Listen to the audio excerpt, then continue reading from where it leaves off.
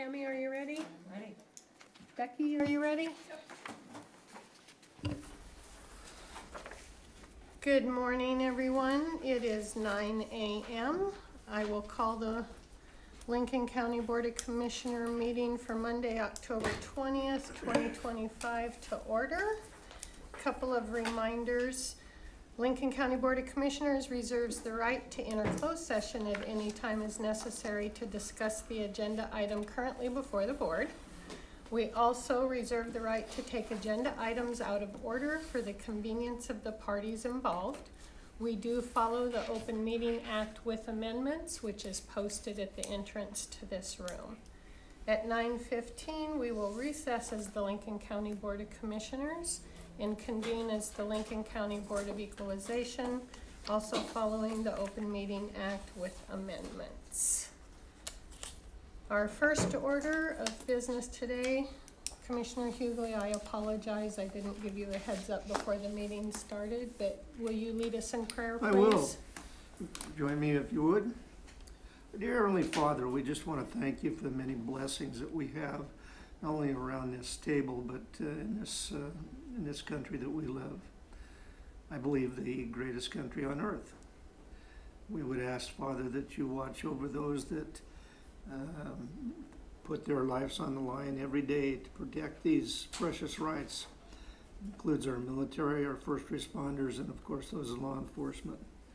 We would also ask, Father, that you give us just a little bit of your wisdom today in our collective thoughts as we go about our business.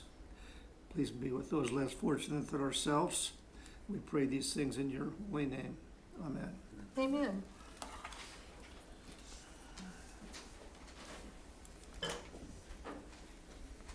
In our packets was a copy of the meeting minutes from the October 13th, 2025 meeting. If you have had time to review those, I would seek a motion for approval. Move to approve the minutes regarding the Lincoln County Board of Commissioners meeting that was held October 13th, 2025. Second. No, I think that'll be okay.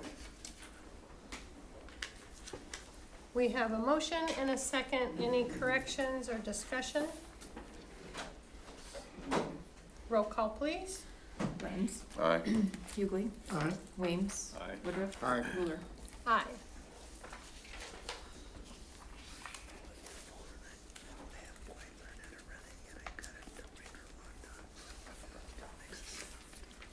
Barry had a wonderful weekend, didn't he? Yeah, he did. We will now consider the following. Claims and treasurer's receipts. I would make a motion that we approve the claims and treasurer's receipts as presented. And as always, if we find something that we find questionable, we have the right to pull that for later action. Second. We have a motion and a second. Any discussion? I do have a couple of items that we questioned last week that will just give you some feedback on.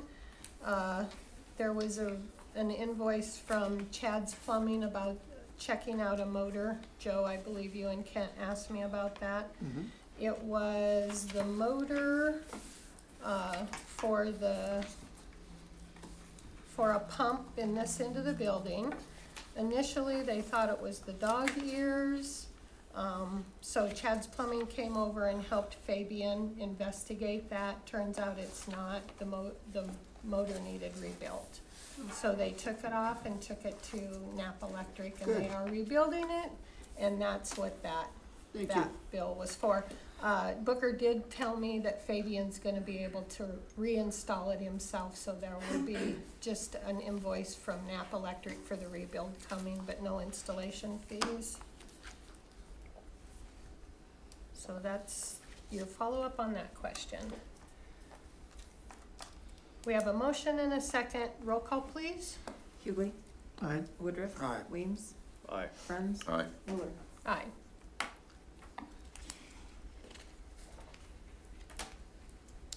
Our next item is selective overtime enforcement mini grant application to the Nebraska Office of Highway Safety for the Lincoln County Sheriff's Office to participate in the Make It Click High Visibility Enforcement Mobilization Campaign. Good morning. Good morning. If you would like to sign in on the roster and then announce your name for the record.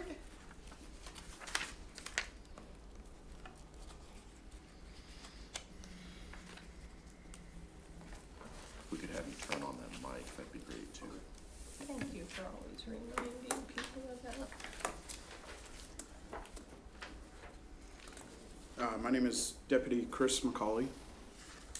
I'm here where we have a highway safety mini grant coming up in November for seatbelt enforcement particularly. Click it or tick it a bit. I think they're calling it something different now. It's like Make It Click, I Make it think click, now. yeah. Yeah. Sorry. That's okay.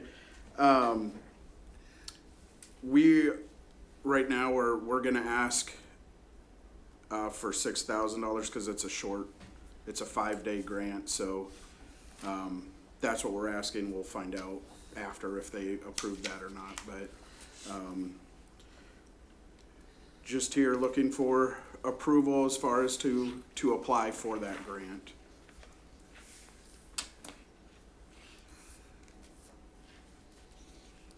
Yeah, you've been historically kind of successful getting most of those funds, I think, year in and year out. We have, so this calendar year, they kind of changed how the grant funding is for us. This last calendar year, they would provide us just a lump sum at the beginning, and then we determined how much money we gave for each grant we worked. This grant is going back to the old way where they tell us how much we're getting. We don't, per individual grant. So we're not getting a lump sum at the beginning of the year anymore. They're just telling us each grant, this is how much you get. Does that shorten the window that you can utilize the funds then? No, it depends. Like this one was kind of a late notice for me to apply. Like they said they need the paperwork in by the 27th, but I just got notified of the grant a few days ago, so I was trying to really struggle to get into here to meet with you guys, but Is that Deputy Quarters doing? no, it's from the state. When they emailed me about the grant notification, I just got a late notification from them, I guess. We always had fun with the quarter, so looks like you're the one that gets the ribbon this time. so. Yeah, I got the torch passed to me. I personally appreciate you guys taking the time. I know you have a lot going on, and taking the time to apply for these grants puts a lot of value back into our community. Seatbelts save lives, reduce Absolutely. injuries, so I'm in full support of it. So, Make a motion if you're ready. yes. That we make an application for the Make It Click Law Enforcement Mobilization Grant presented before us today. Second. We have a motion and a second. Any other questions or discussion? And that includes necessary signatures as required. Second. Very good. We have a motion and a second. Discussion? Roll call, please. Hughley. Aye. Woodruff. Aye. Weems. Aye. Bruns. Aye. Wheeler. Aye. Thank you. Got it from reading something right. Okay.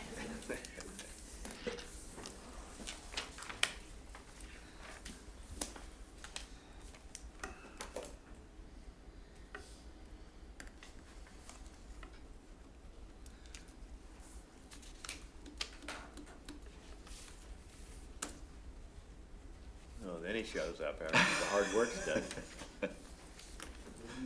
He knew. Imagine my surprise when I print out the agenda for the commission. Somebody had to be over here. We've got your back. Or not. Do you Well, need backup? they're doing it right now, so we're good. I like a guy that just takes charge and knows what needs to be done. That's all right. Till it goes sideways. Well, we have it recorded. Thank you, Deputy Colley, we Thank you. appreciate it. Clean up pretty well. Moving on to our next item, Region 51 Emergency Management Director Brandon Myers. He is going to give us an update on some storm activity we had last week. Yes, good morning. Brandon Myers, Region 51 Emergency Management Director. So the 16th of October, had a nice little thunderstorm roll through in the morning. It had a lot of clouded ground lightning. Unfortunately, some of that lightning did hit the public safety building. In doing so, we found out that 2 CPUs that run the fire department side radios for the whole county were fried. So the only actual radio and paging system for fire department that worked was Brady Fire. All the other fire departments, their radios out of dispatch didn't work. So we got creative. North Platte Fire, they use portables in dispatch to be able to contact North Platte Fire for any calls. We had Wallace, Hershey, and Sutherland using the Sutherland channel with a portable in dispatch. And again, with Brady being able to communicate in dispatch, Maxwell was able to get on their channel and be able to radio into dispatch using the Brady channel. What we ended up Thursday night doing was putting Wallace, Hershey, and Sutherland onto one of the state radio channels because law enforcement side was not affected. So we put them on an event channel. That way, those departments, the fire chief would get a phone call, and then the fire chief was responsible to call out their people. Once they got in a rig, then they had radio communications with dispatch on an event channel. By Friday morning, late morning, early afternoon, with the radio service that came out and checked on stuff, they moved some stuff. We got a lot of the paging system back, but still no communication, talking to the individual departments through the comms on the computers. That won't happen for probably another day or two, waiting on parts. So it's still Down.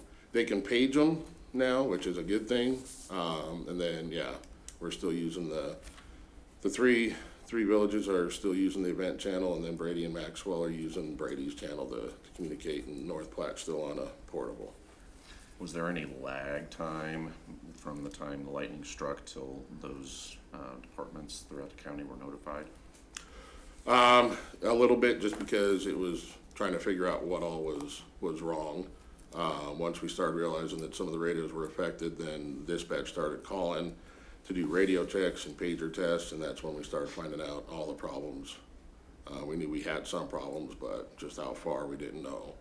So it took a little bit of investigative work on dispatch to figure out where all they were. Brandon, with the public safety building being very well grounded and their system sort of above and beyond most, is there something that we've learned? Was it certain outlets didn't get the ground fault, or what happened? Do we know? Nope, other than, yeah, it was just one of those fluke lightning strikes to the building, because we've had cloud to ground in town before that have never affected it, just this one, and it only affected fire band, not all of it, so. Okay, thank you. Don't we have some type of redundancy at the secondary location with communication equipment?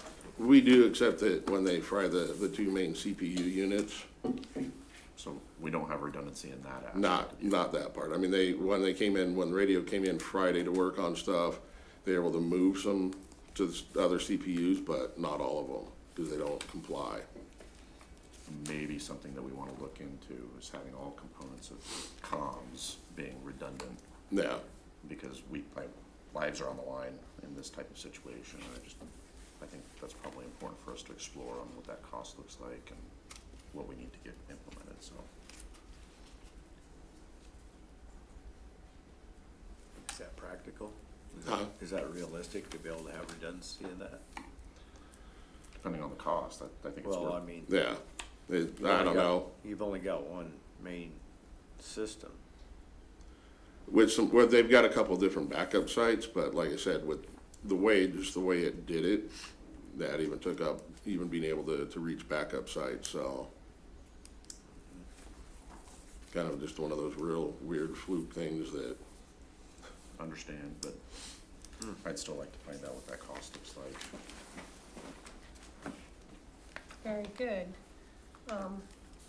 Brandon, thanks. I was in town when that happened, and I knew it was close somewhere. I was downtown, and I knew it had hit close, and I appreciate you reaching out to me once you guys figured yeah. out everything.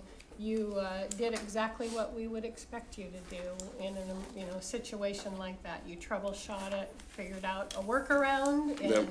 I felt very confident that As I say, the whole time, yeah, we have not been a lag in notification and contact with them, so that's been the plus side. very good. Brandon, was that the same storm that knocked out power at the Maxwell and maybe Brady schools? Probably. Yeah, from what I heard too, it also knocked some power out at a retirement center here in town, and because one of them got hit too, so. It was just a lovely little October storm. The good news is we got over an inch of rain with that Yes. storm system that moved through, so there's always an upside to That it. is. Thank you very much. I know you're busy, and I appreciate you coming in to inform Yep. us. Thank you. Thanks, Brandon. What as it was, I thought it struck my house.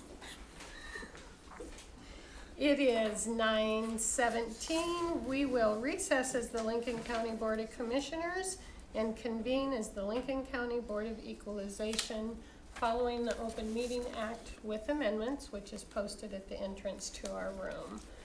We will begin by approving the minutes regarding last week's meeting.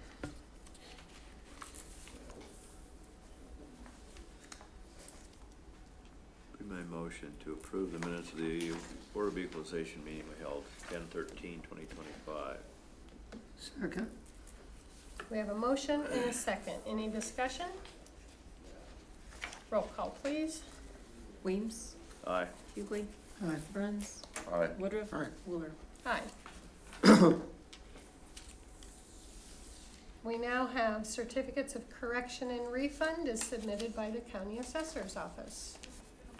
County Assessor Julie Stinger indicates that we do not have any this week.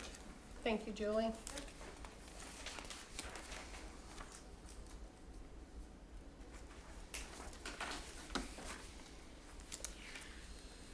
We will adjourn at 9:18 as the Lincoln County Board of Equalization and reconvene as the Lincoln County Board of Commissioners.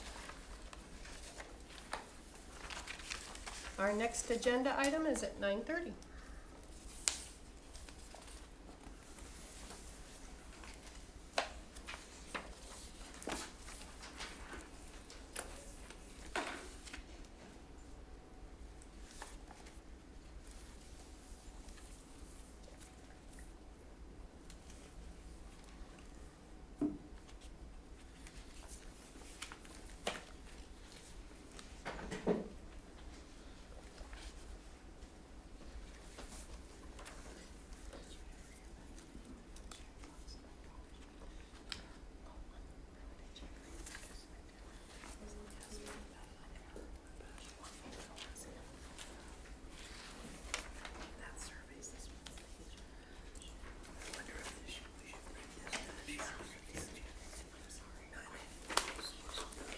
Is what?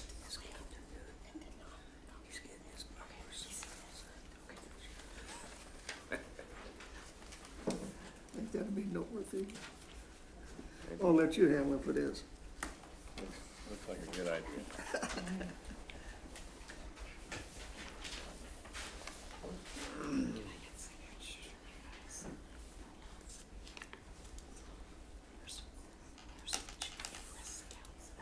Good morning. Oh, pretty good, I guess, unless you're serving a warrant or something. I did not. I need to start. Teresa, I talked to This is the easiest route to go.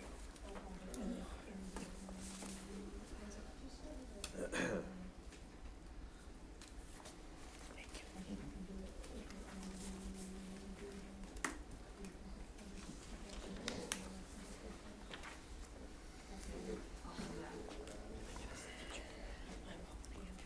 Morning.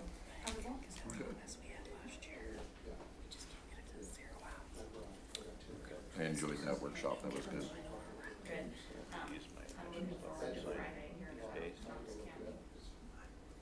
Yeah, let's see your back. I like the fact that it's virtual. So. Do you know what time that wind farm deal will be on? I believe it's at 1. At 1, okay. You want me to sign you up? It's nothing, Please. just a new account opening November 1st. I was supposed to, wasn't I? Well, you're supposed to email me and let me know. We're But close, but I we just will can't sign you up. quite get there. I saw everybody's name on there and I decided not to, but I've been to her though. Yeah, please do. We're Yeah, starting I'll sign with a you new one, because you can't rectify that old. We're just gonna see what it will.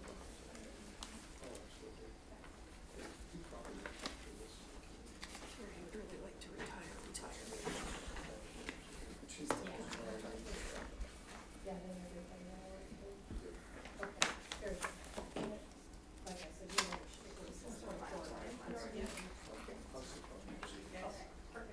Thank you.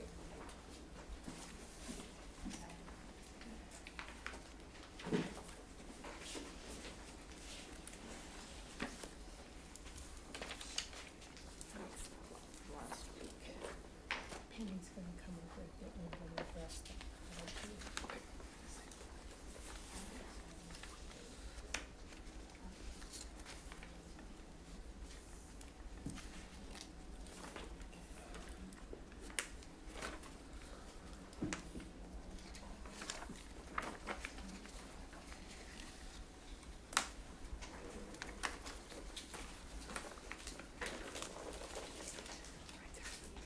The bank account.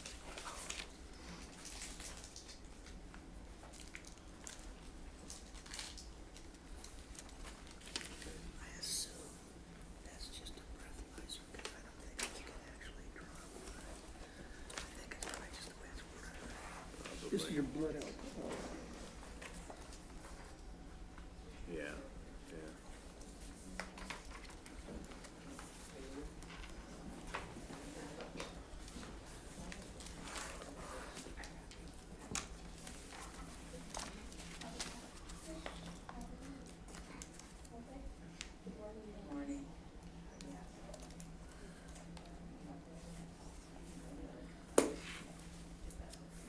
I've got one of those things somewhere. I'm trying to figure out what setting. It was in my desk or at the office, I mean, at my house. Just so you know.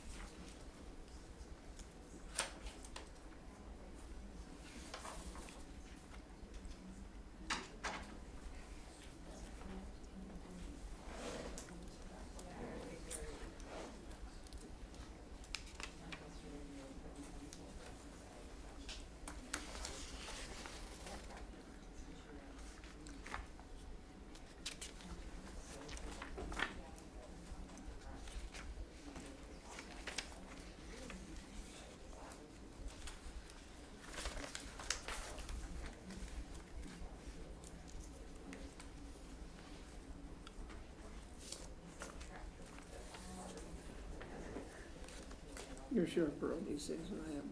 So this was on label for a direct wire on a door system. So, okay, I can understand driver's side door. Added fluid, tested. What the hell does fluid have to do with opening a door? I think that'd be all electrical. Well, this is at the building, isn't it? No, it says driver's side door.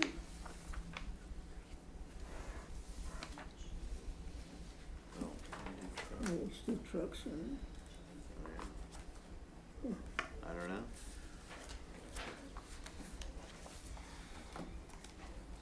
No one on me, I guess. I'm gonna ask Dan, maybe he knows. Yeah, hey Dan, Captain? we're just curious. What fluid have to add to So, a door? first thing.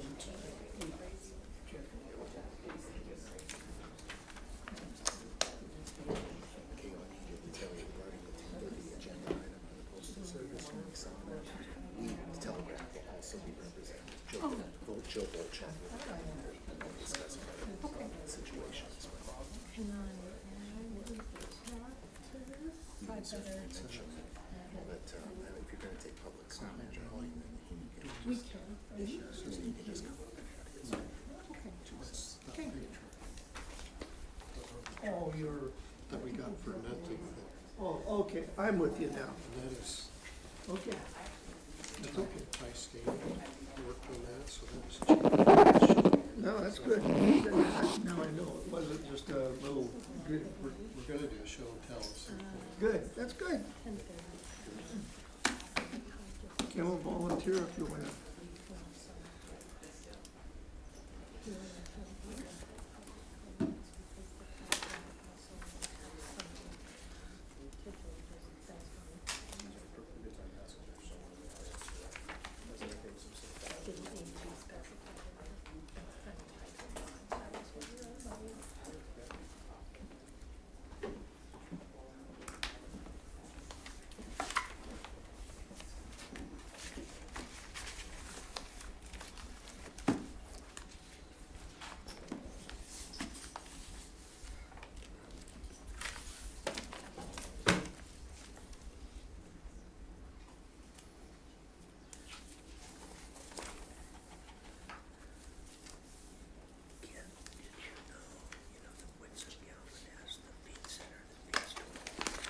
I don't, I just know of them.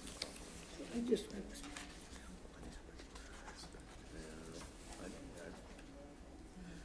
I've, been in that business for a long time, never even heard of them. Don't know where she's originally from.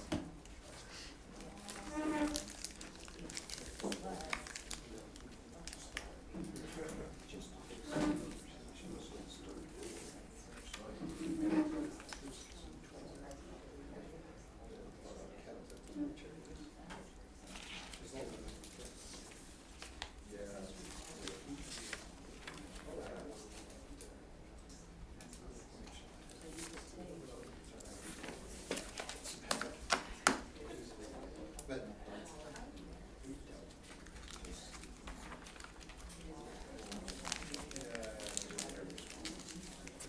I'm trying to, I tried to this one.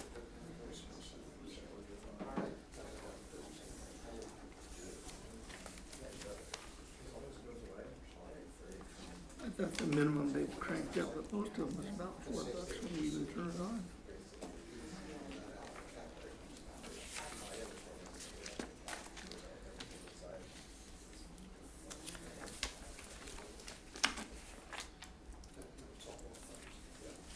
I knew what that.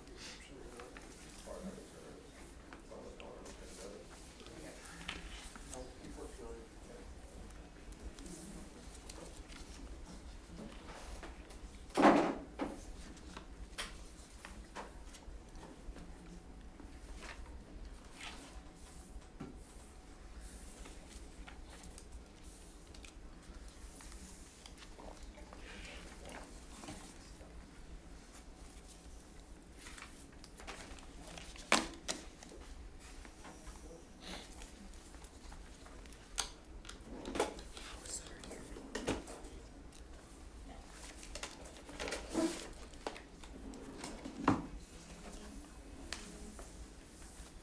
Did you teach this class, Becky, on the election? It is 9:30. Our agenda item is discuss and consider an application by Patrick and Justine Irish for a conditional use permit to allow construction of a family cemetery on property located at 138 East Watts Road in a is that industrial? Oh, I should have read the next word. Industrial district, and described as part of the northeast quarter of section 29, township 12 north, range 30 west of the 6 p.m. Lincoln County, Nebraska.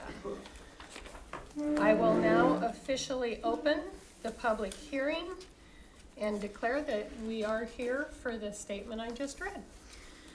Okay, Judy Clark, Planning and Zoning Administrator for Lincoln County, and what you have in front of you is the review comments. Attached to that should be the resolution from the Planning Commission recommending approval, justification that was by the applicant, and then a hand-drawn map, and then also attached to that is 2 different location maps. As stated, the applicants are requesting the conditional use permit to create a family cemetery on their property. The property will not be used for any gains, and they have established a memorial on site for their granddaughter. Recently, they had to bury their son next to his niece, and they would like to be able to use this site for strictly a family cemetery in the future. No other use will be included other than the existing residential site and will not increase traffic. Burial was overseen by a licensed funeral director. The conditional use is part of the process to ensure the family's access to the site if something such as sale as the property will to occur in the future. When I spoke with the funeral director, I asked him about, prior to this ever going to Planning Commission, I asked him about how you go about doing this. I've done this for 25 years, first request I've ever had for something like this. He said that he had instructed the applicants to make sure that they went through the proper process with the county, get established as a cemetery, so then they could place an easement on the cemetery portion of it. So if something were to ever occur, they would always have access to their family cemetery. So at least that's what I was told from the funeral director. Planning staff has no objections to the proposed family cemetery. The property is located in an area zoned I-1 light industrial, which allows cemeteries by conditional use. Creation of a family cemetery should not be a detriment to surrounding property owners, as this lot is approximately 20 acres and is surrounded by agricultural and industrial properties on both the south and west, with large residential acreages on the north. And then there is a motion at the bottom. If you have any questions, I'd be happy to help. The applicant is here. If you have additional questions. I don't know who can answer, but my question would be, in my part of the county, we have one that's called Myrtle Cemetery, and hasn't been used for decades and decades. And I don't know of anybody that actually looks after that parcel, and I guess I don't know if it's in a trust, deed of trust to an LLC or something. I don't know what, honestly.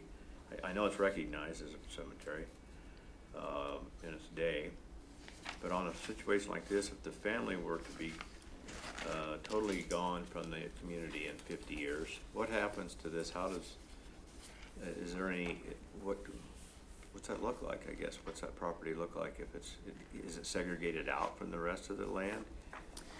There would be an easement on it for sure, so it could be Just kind the of easement's all segregated. that's Yeah, addressed. just an easement, so they would have access to it. And I don't know, that may be something that you want to ask the attorney. There was some discussion brought up about the county having to budget for things, but I know public cemeteries are different than private cemeteries. So if this were to be a public cemetery, it would be a whole other process where you have to create a cemetery board and, you know, on and on. But where there's family cemeteries, and this is, I haven't done any research, so that's why I'm deferring to Tyler. What I was told is it's very simple process, like what we're doing. It's nothing with the state as long as it's overseen by a licensed funeral director, but My he may question have would- different information. My question would follow what Kent mentioned, looking at the layout of that particular area, access into that, has that been established? It's just through the current residential access.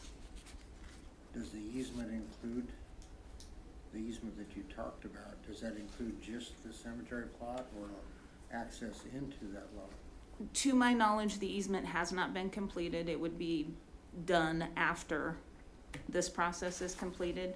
Could we add? If that's okay, could we? Absolutely.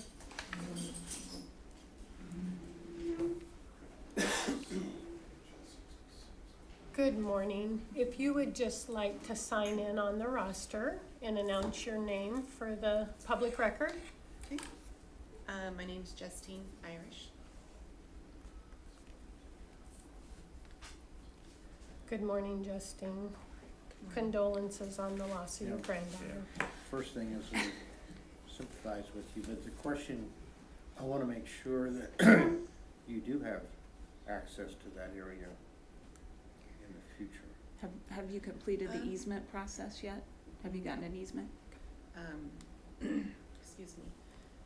No, my husband has not mentioned that. We have not got that far. I think you stated it. That's our next step after this. As far as, I'm assuming by easement, you mean getting to? Yes. The way our house or the way our property is set up, as you pull into the driveway, if, sorry, if something in the future were to happen, of course, obviously, nobody plans for that. It would be very simple, where we have, you would just pull in and you could go just pretty much straight to the hill. And that's what we are dedicating for the family. And So that could easily be, we needed to, fence it off in the future for some purposes to allow us access that is separate from the rest of the property and the home. It would be a fit, but we could do that. I mean, that's possible. It's not like it's, Yeah. it wouldn't be un- that was my concern, is I wanted to make sure that you had thought of that as far as future access. Be sure and keep that in mind. For example, if the property were to sell, you know, and the new owners said, well, that's our property now, I'm sorry. So, yeah, I think that's the reason we were a little bit concerned about the easement thing. The other thing would be,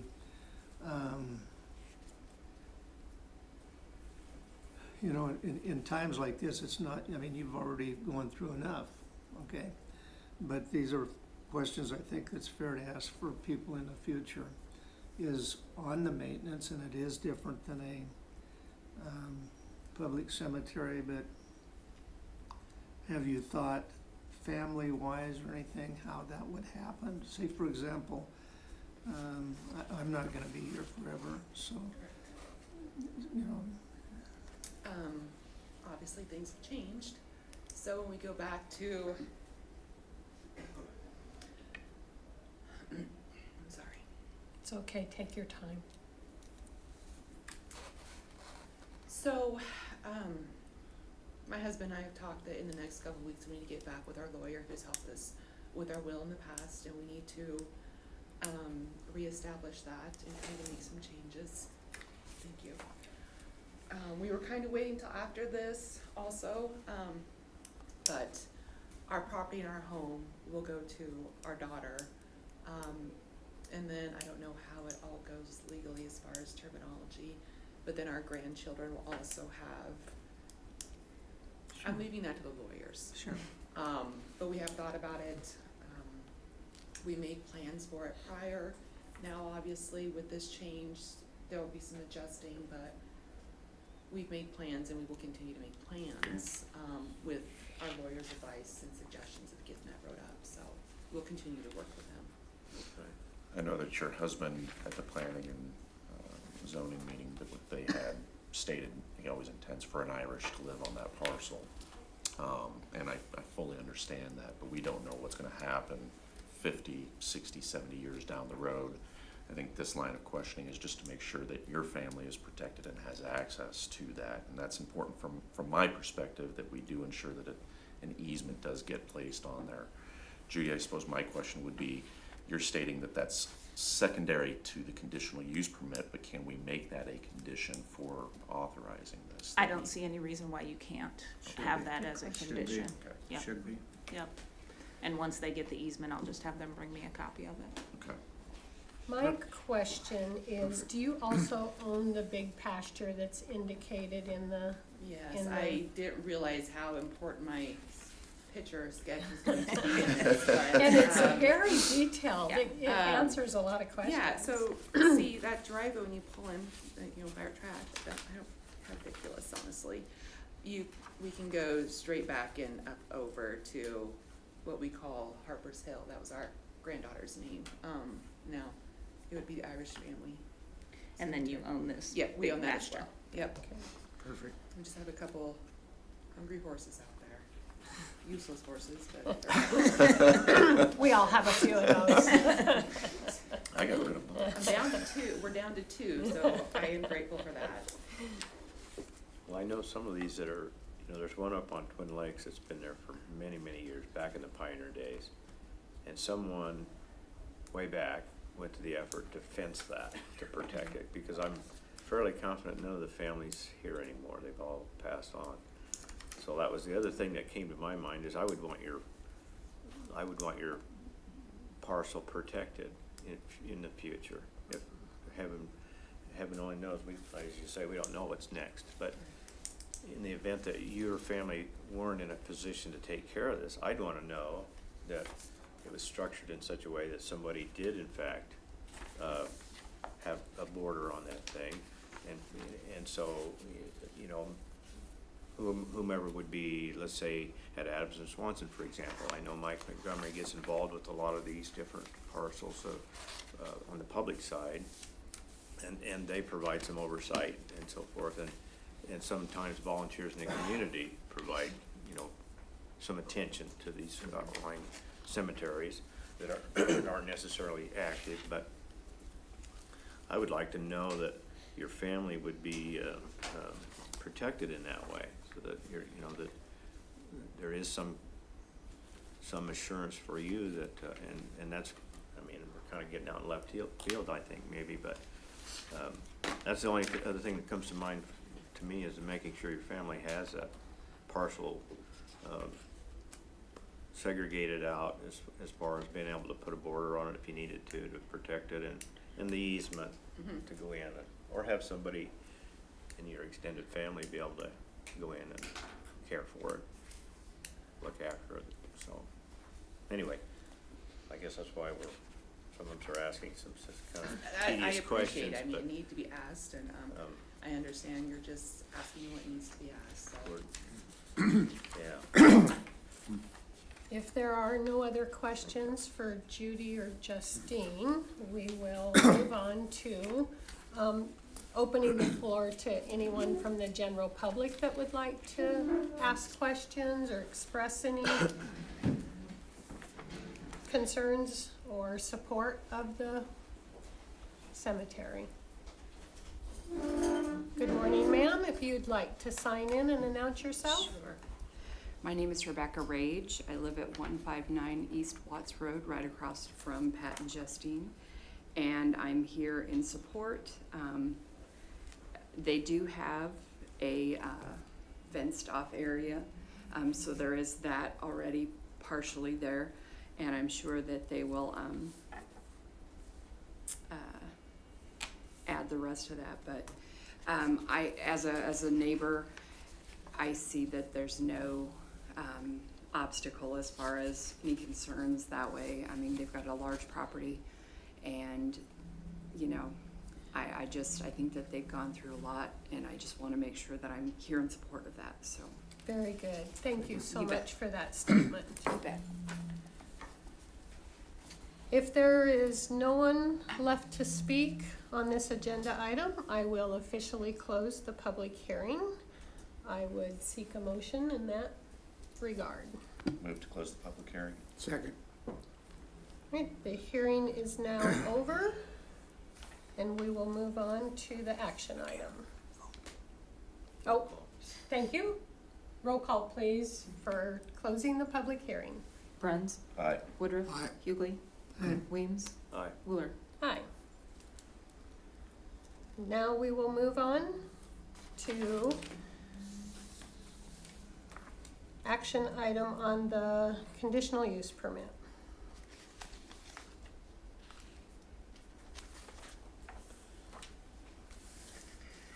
It would be my motion to approve the conditional use permit application by Patrick and Justine Irish to allow a family cemetery located at 138 East Watts Road, and all elements of the application are completed with following conditions to ensure that their family has an easement to perpetually access that property in the future should things change. The findings to wit on the application that complies with the current Lincoln County zoning regulation. The application complies with the current Lincoln County subdivision regulations. The application is in conformance with the current Lincoln County comprehensive plan and Lincoln County zoning map. That is my motion. I'd second that. We have a motion and a second. Any other discussion? Roll call, please. Weems. Aye. Bruns. Aye. Woodruff. Aye. Hughley. Aye. Wheeler. Aye. I will come back next week with a resolution for the board to sign. Very good. Justine and Rebecca, thank you for coming in.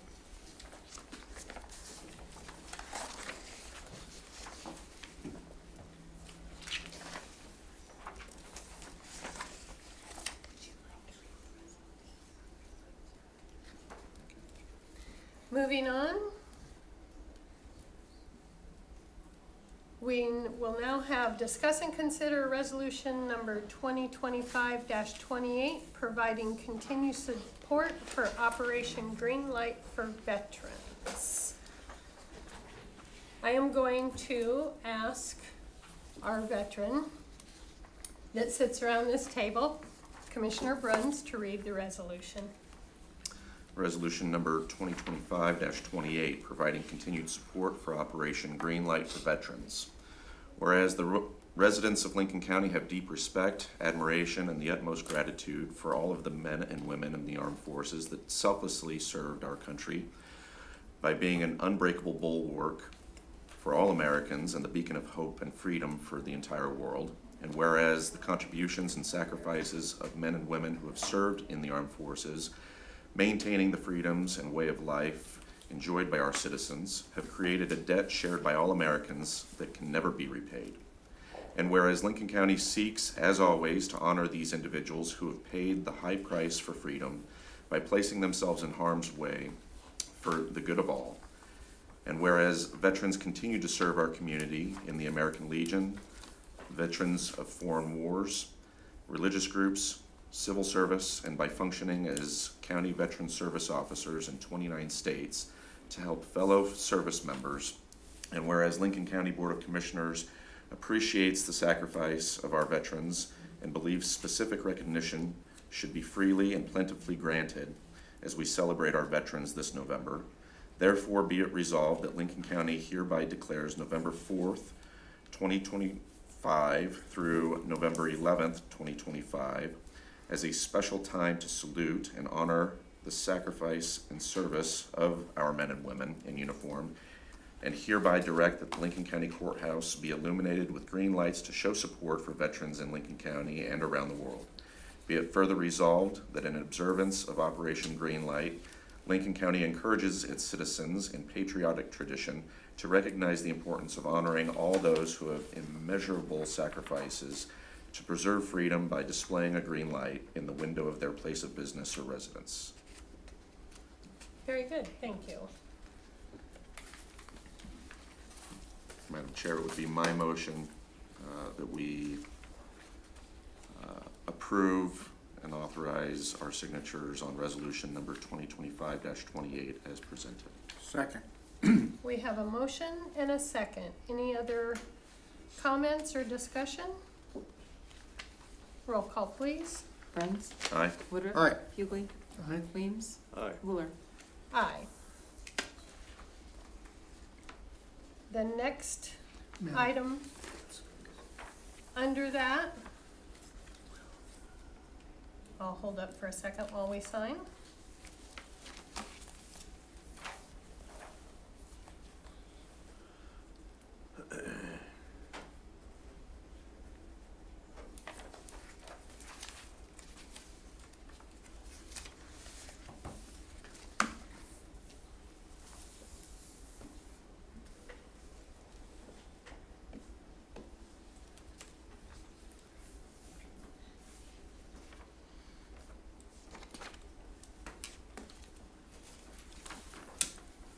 We will now discuss and consider the press release for Operation Greenlight for Veterans. I'm not sure if we have done it like this in the past. NACO, when they issued the packet, there was a press release in there. And so I felt like it was just one more way to get the message out into the community for us to issue a press release that goes out to all media outlets in Lincoln County. I would seek a motion for approval.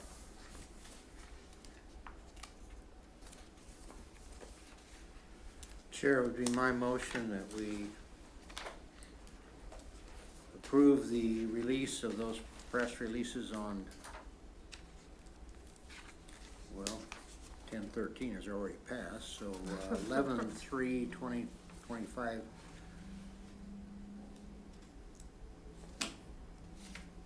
Second. We have a motion and a second to issue the press release to all media outlets in Lincoln County. Any other discussion? I would just like to say thank you to Tyler and Tammy for helping customize the press release and the resolution. I think it's the least we can do for our veteran community to keep their service and our gratitude of their service and sacrifice in the public eye. Every year I see more and more green lights around the county, and it does send a very important message of support to our veteran community. So with that, roll call please. Woodruff. Aye. Bruns. Aye. Weems. Aye. Hughley. Aye. Wheeler. Hi.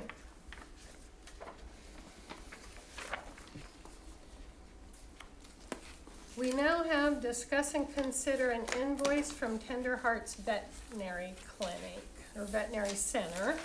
I'm the one that pulled the invoice from our pile last week just for discussion.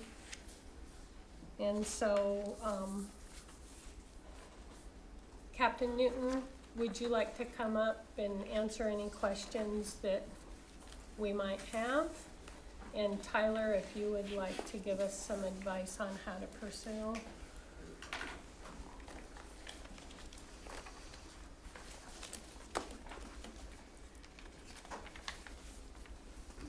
The reason this invoice got my attention was, so this is a dog that was injured. The dog actually resides north of North Platte, but ended up about 15 miles away from home. Sounds like he had a well-known reputation in the community. And I just didn't understand why the bill, we know who the owner is. The owner was contacted, many attempts were made to contact the owner by, looks like both the Lincoln County Sheriff's Office and the police department and the veterinary clinic. And so, for me personally, I absolutely support us paying the vet clinic. They shouldn't have to get caught up in all this. But I don't feel like it's taxpayer responsibility to pay for somebody's pet. And I would like us to pursue collecting it. So that's where I'm on this right now. Captain Newton, do you have anything to add? Captain Dan Newton from the Sheriff's Office, and you summed it up perfectly. We were able to make contact with the dog owner after the dog was actually put down, and he was willing to pay the bill, contacted Tender Hearts. It's a substantial bill, $631, and he can only do that through making payments. They don't accept payments, so that's where we're at. We definitely need our local vet clinics on a day-to-day, weekly basis. As the Sheriff's Office, same thing with the animal shelter. They provide excellent services to the citizens of Lincoln County, and I also don't think taxpayers should foot the bill for this one, especially where he's willing to make payments. I don't know that the county needs to get into taking payments either, so that's why you make the big money. Tyler, that would be a question I guess I would have for you. I don't think there's anything that says we can't. If it comes down to take payments or chase the individual in court, I know what I would prefer to do. Simply because it's never a good thing to start suing taxpayers, but, I guess I can make some conservative attempts to collect on this first, and then if I can't get any traction, come back to the board for something more judicial in nature. So Captain Newton, for those that may be watching, just for clarity, our policy, we pay veterinary bills for strays that we have no idea, who the owner may be. They get picked up, they're injured on the side of the road, whatnot. And so that's how this ball started getting, rolling down this hill, right? Correct. Somebody brought the dog in to the animal shelter, they took it to the vet clinic, and unfortunately, nobody could get a hold of the owner until after the decision was made to put his dog down. So I feel bad for him in that aspect, but genuinely many efforts were made to get a hold of him and let him take that responsibility, and just didn't work out that way. And it sounds like he did have productive conversation once Absolutely. contact was made with And them. he did contact Tender Hearts and ask about payments, and they denied that, so they submitted the bill to the county as your contract with the animal shelter specifies, so.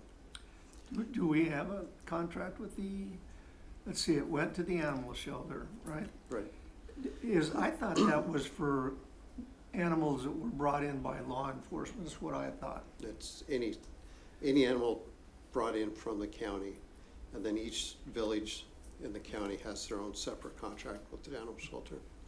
I think we went through that this spring, or About a within year- the last year or so. About a year ago. I agree with Commissioner Hughley. I thought that was for strays who we could not identify an owner. But apparently we've learned something with this situation, which we frequently do. And so that might be something that we can address the next time that contract comes up. But for me personally, I really appreciate the agreement that we have with the city's shelter. I think they do tons of good work with taking care of animals who have been abandoned and needed help, so. In this particular instance, how did that animal get to the veterinary clinic? I believe a private citizen brought him in. Private So, citizen? a private citizen from my neighborhood actually took it directly to Tender Hearts. It never went to the shelter, but I believe the shelter was contacted and pictures were shared of the animal, and they knew that the animal was in such distress that it needed immediate veterinary care. So the animal shelter, it didn't go to the animal shelter? It did not go to the animal So, shelter. It was taken directly to Tender Hearts. I guess at the end of this, I would like to see if our deputy county attorney could work with the owner of that animal and try to work out some kind of a contractual thing for payments, bring it back to the board. But in the meantime, that's sort of a different animal. It's a whole I mean, different if animal. somebody different takes animal. an animal to the vet clinic, it doesn't just make it the county's responsibility, period. No, it doesn't. I thought the animal went to the animal shelter. Pardon me? Does it say, Until now, I thought that's what happened, went to the animal shelter. We were nowhere involved in this, and neither was the city. This is not our bill. Do we know if the individual that did take the animal, I mean, we heard that it's widely known animal in the neighborhood. Did they know who the owner was? the individual that took the animal to the clinic did not know the dog or the owner, but had called authorities. Looks like the call went to the police department, but because they live outside the city limits, I think the police department deferred to the sheriff's office. Am I reading that correctly, Captain Newton? They called the police department, who referred them to the sheriff's office. The fourth paragraph there said the dog has a microchip, so I'm assuming it does not say that Dr. Meduna read the chip, but the dog went to the Here's the police report. Went to I the don't know vet that it's clinic, in your they said the packet. dog He had a has one and microchip, gave me one. and in that same paragraph, we attempted to get a hold of the owner, so I'm Madam assuming they Madam read Chair, the chip. since the sheriff made a comment, could we ask him to come up? I would have a question. Oh, on it, if we could. certainly. Uh, Sheriff Kramer, would you like to come up, please? Joe has a Captain question Dan, did for you you. say that the microchip was read and that's how they found the owner? It doesn't specifically say, but it said the dog has a microchip, and right after that, we had the owner's name. Okay. And that's when law enforcement started Okay. trying to get a hold of him. Thank you, Sheriff Kramer. I had just got part of your comment, but I know our agreement with the animal shelter and with the city, and it works out well. I mean, we need to have some more to take those, but sounds to me like this was an action by a private citizen, took it specifically to a vet clinic. The vet clinic accepted them. Why would that have anything to do with the county? It has nothing to do with the county, never did. I said that from the beginning. We were never involved in this, or at least we never should have been involved in this. Should have been no from the get-go, and doesn't involve the county. Has nothing to do with the contract we have with the animal shelter. Didn't go to the animal shelter, and we didn't take it to the animal shelter, and we didn't request it to go to the animal shelter. Two people requested the service, the person that found the dog and the person that owns the dog. And we were misunderstanding that as well. Yeah, that was. We thought the animal shelter was involved in, so I fell back on our contract that we had Well, to next honor time I our have a contract. sick calf, I'm gonna send you guys the bill. Well, but, Same thing. no, you're missing my point. We misunderstood, we thought that the animal shelter was involved, so Right, then I there's a get it. contract that involved, that we would be in fact obligated to honor. That's why I argued to pay it, not knowing that the county was not involved or the animal shelter was involved. get So it. I'm not disagreeing with your point, it's just, this has been some pretty muddy water from day one when we first looked at this claim, so. I don't think Last week- anybody over here understood that. Last week, when we were discussing this, I did clarify that it was my understanding, just from conversation, that it had not gone to the shelter. That second paragraph there, and this is the police department's report, not sheriff's office. It's being written by the animal control officer, Dixie, who says she was contacted by Officer Meduna regarding this dog. She told Meduna the dog needed to be vetted right away, and it was a Lincoln County call, so Lincoln County needed to take it over. And if it's initially under a police department case, we would bill Lincoln County. So that's how it got to you. So it was That's straight direction, from their police report. direction given by law enforcement to get the dog vetted. Okay. Other than that, Their instruction by law enforcement to get the dog vetted. That's where, So the So- officer, So I don't think it you already guys are had been mistaken vetted. at all. I think that's, Right? what'd you say, Joe? You know, he said it was, I didn't read this, but a report from law enforcement to get it vetted. that it needed vetted right away. Right, so, the person that picked the dog up went to the police department? called police. Called the police Called the police department. department. The police department on the phone said to this guy, well, you better get it to a vet? Officer Meduna from the police department called Dixie with the animal shelter, and that's what she told him.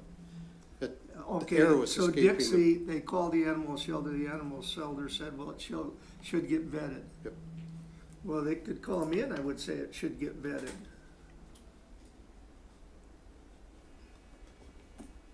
I think in their defense, they don't understand or probably even know about our agreements. And the dog was outside the city limits, and that was probably just, and in the report, it does say that the gentleman whose yard the dog wandered into had taken a picture of the injuries on the dog and sent it to Officer Meduna. Officer Meduna, who recognized the dog and recognized that the injuries were severe and that the dog needed immediate attention. So I think that's kind of the backstory on how all that came about. But at the end of the day, I really don't think this bill belongs to the county. And I think the guy would pay it, he just can't pay it all at once. Correct. And that's a lot of people. Don't plan $600 a month for your Right. dog. Yeah, that's a big bill for a dog that didn't survive.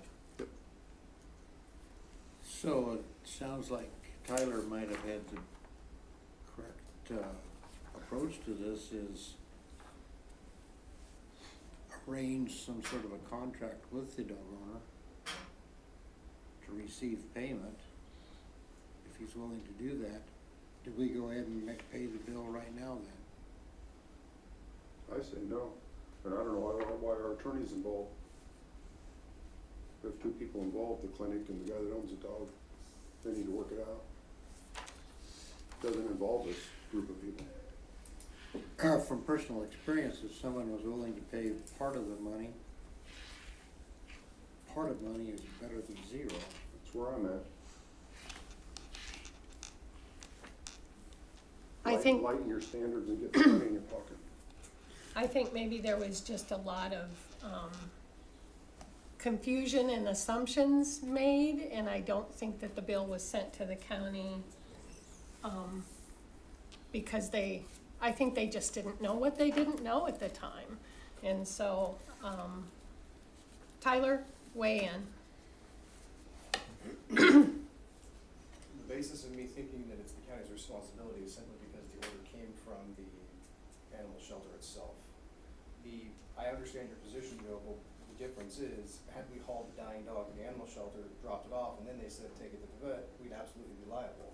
It's just that the animal shelter directed that step be skipped and go right to the vet because the dog was clearly dying. Now, I don't necessarily disagree with Jerome either. This is a pretty tenuous connection to our agreement with the animal shelter. The only involvement with the animal shelter was the patrol officer on the phone. So it really comes down to whether or not the board thinks that's a sufficient nexus to warrant paying the vet. If you don't think so, great, disallow the claim, and then the vet can take it up with the dog's owner directly.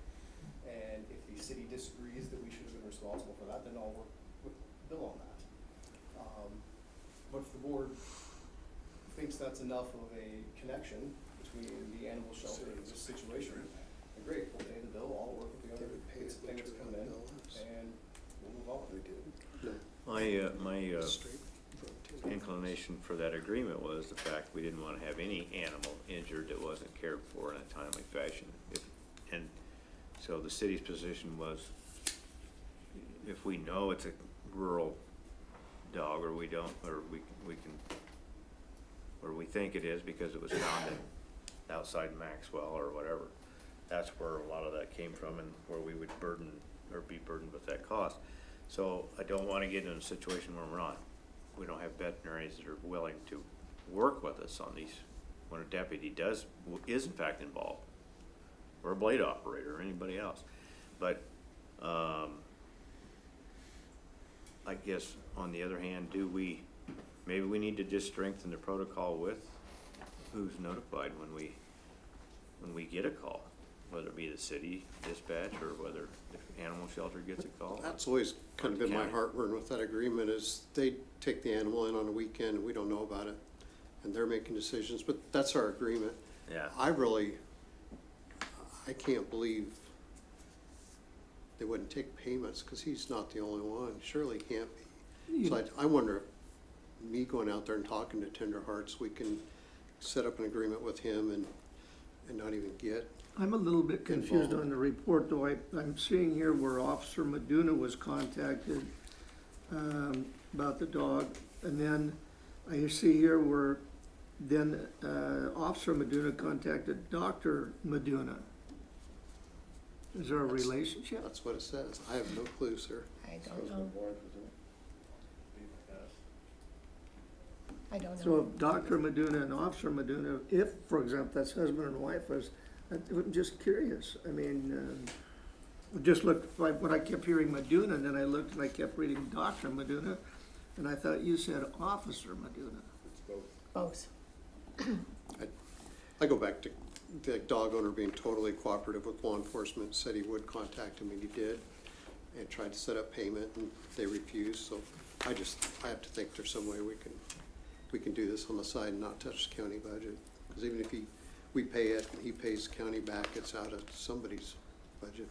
I think that's probably the most appropriate steps that we take at this. We don't have to make a final decision today. No, but I think I think that I'll that's take probably. it on.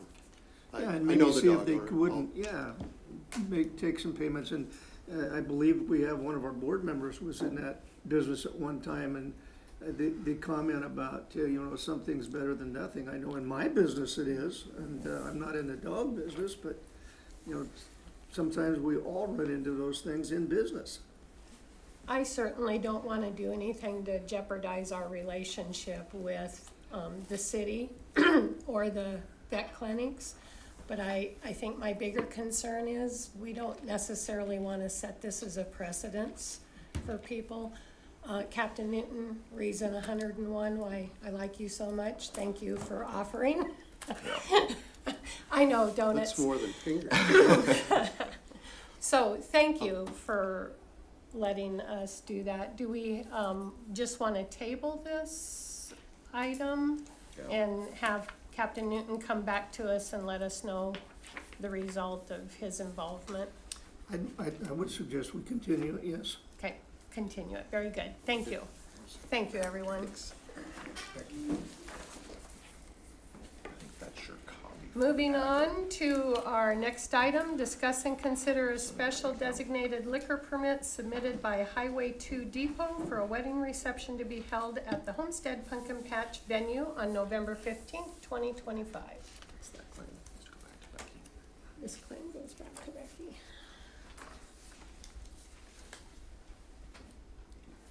Do we have anyone in the room to speak to this?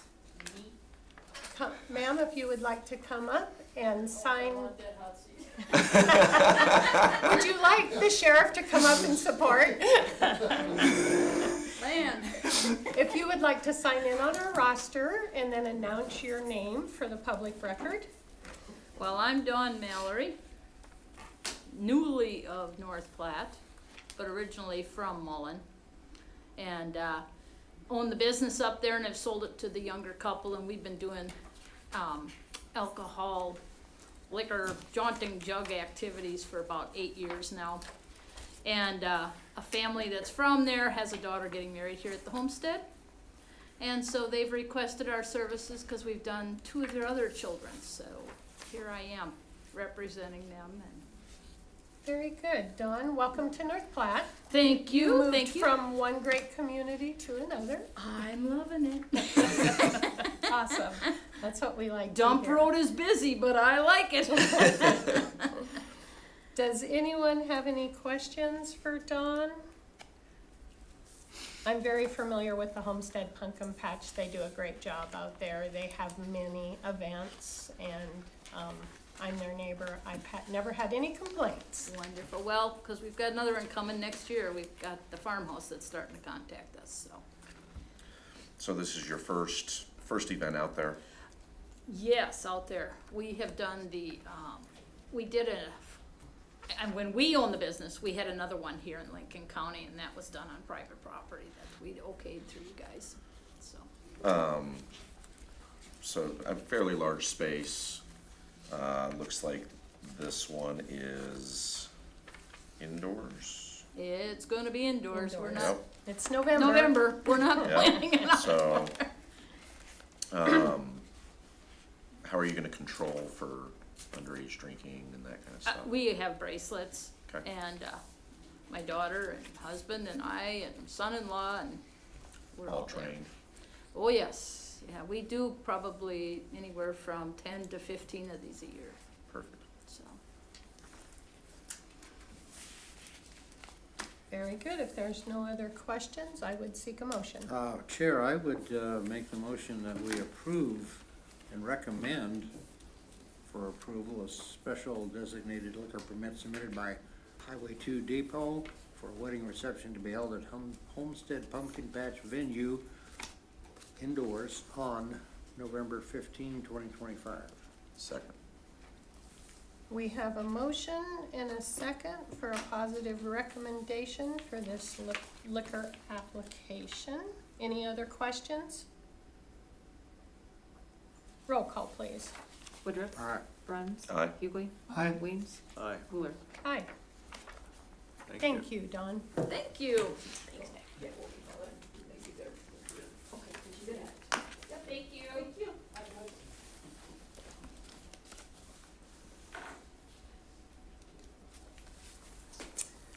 Our 1010 item, we're a little behind here, is discuss and consider forced control of the black-tailed prairie dogs on property located at sections 22, 23, and 26 of Township 16 North, Range 34 West of the 6 p.m., Lincoln County, Nebraska. This item is a joint item between Barry and myself. I couldn't be here this morning, had another appointment. However, I've been talking to him about this. There's a very significant prairie dog population up in this corner of the county, it's north of Sutherland. The neighbor, Mr. Kelly, had made some complaint to Barry about dogs crossing the road.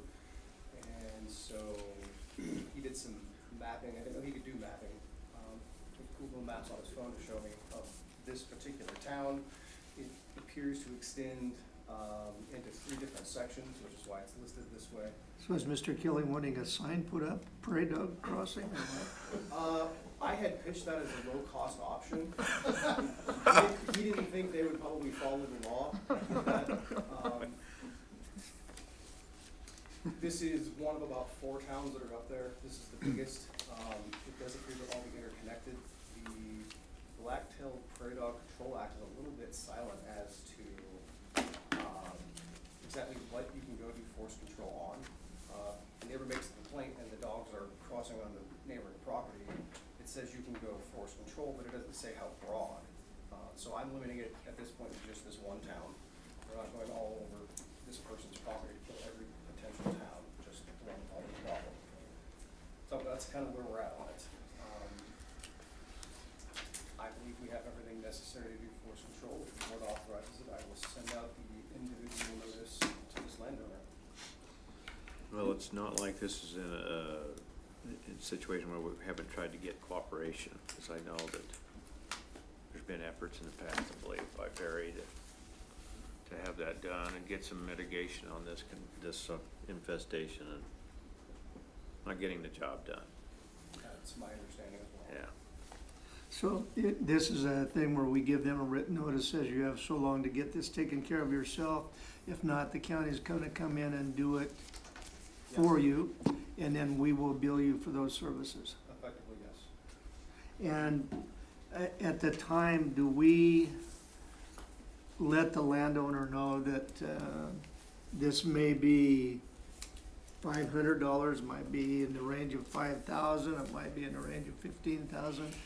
Do we give them any kind of an insight as to what that cost might be, or do you know? No. Okay, No. thank you, Just like noxious weed, thank you, you've gotta do what you gotta do. gotcha. I will note for the board that the only other force control that we've done, Tyler, could you turn on your microphone? the only other force control that we've done, that individual did take care of the problem himself. And so that notice worked out just the way we want it to. Thank you. And hopefully this will be similar to that, but I wouldn't hold my breath.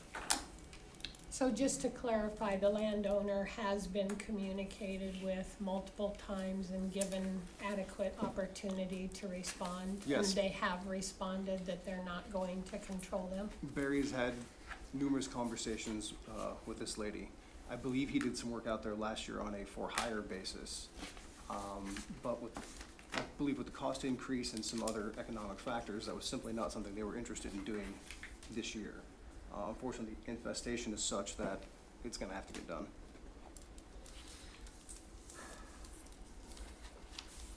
Cheryl, are you ready? I am. I would move that we proceed forward with the forced control of the black-tailed prairie dogs on property located on sections 22, 23, and 26, Township 16 North, Range 34 West of the 6 p.m., Lincoln County, Nebraska. Second. We have a motion and a second. Any other discussion? That's the first time I've heard you call them dogs. Sure, near. I had to. Roll call, please. Woodruff. Aye. Weems. Aye. Hughley. Aye. Bruns. Aye. Wheeler. Aye. I'll get the individual notice out. Thank you. Thank you, Tyler. Our 1020 item is discuss chair assignments to the salary committee and upcoming NACO webinar. My week did not go as planned last week, nor did my weekend, and so I did not get all of the communications done that I intended. But at our NACO board meeting a couple weeks ago at the legislative conference, they did release the new salary study. We are, there is state statute that dictates when that needs to be completed by in election years. So the recommendation back from our committee to this board and the approval of those recommendations needs to happen before January 15th of 2026. The salary study encompasses the years of 2027 through 2030. NACO, MIPS, NACO had a salary committee that put a lot of work into this.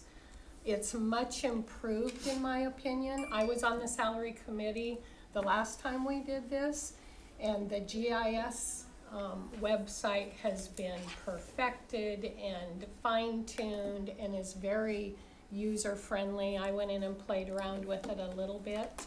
It'll help with comparing the different offices to other counties in our service array to make sure that we're in line and on track. So with that said, the committee that I have, and let me see if I have a response to some of the emails I sent out this morning. The committee that I am requesting will be our county clerk, Becky Russell, County Assessor Julie Stinger, County Treasurer Sherry Newton, Commissioner Kent Weems, and let me check my email response. I have none yet. Tyler, you were on the committee last time. I did send a communication to Rebecca to see if she wanted to represent that office or you. This isn't a discuss and consider. There's no vote that needs to be taken. Okay. So until I get a response from Rebecca, I feel it's important that we have some of the same people on the committee that were on it last time. And so if Rebecca wants to defer that seat assignment to you, I would be perfectly fine with that. I didn't feel like it was necessary, nor was it a recommendation that we have someone from each and every department. Sometimes having a smaller committee helps the work go a little faster. I have every bit of confidence in the people that I've asked to sit on the committee that they'll do the work. The hard copies were distributed to all the commissioners. Look them over, make sure you're familiar with them. We all get to have some input into this, but that's my recommendation for the committee. Is there anybody that would like to offer any other input?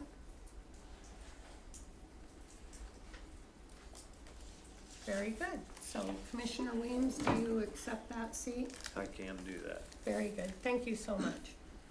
All right, that's all we have for that topic.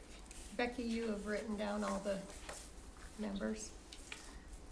There is a webinar that takes place, I believe it's the 22nd. Commissioner Weems, I'll make sure that you have, well, Becky, I'll just let you send that link out to everybody. I think participating, at least some of the committee members participating in that webinar will be key to helping this move along and good recommendations be made. What was the date again? October 22nd. That's why I felt like it was important for us to do this today, is they've already put a lot of work into it, but the webinar is gonna be very important. Becky, do you? I want to say 2 o'clock in the afternoon. I'll go find I didn't. 2 o'clock on the 22nd. 2 o'clock on the 22nd. And you have to pre-register, and they will send a link to your email to join that webinar. And, you know, if there's other people interested in sitting in on the webinar, you don't need to be on the committee to do that. So, very good. Thank you, everyone.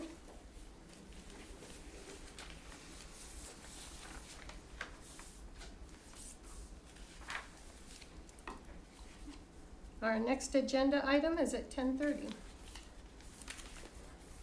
While we're waiting for that, I would just like to make a note for the record that I received a document from the city of North Platte with a resolution and a map that they approved for property that they are annexing into the city limits. I'm gonna be honest, I was a little surprised that this property already wasn't in the city limits, but it's on East Sixth Street.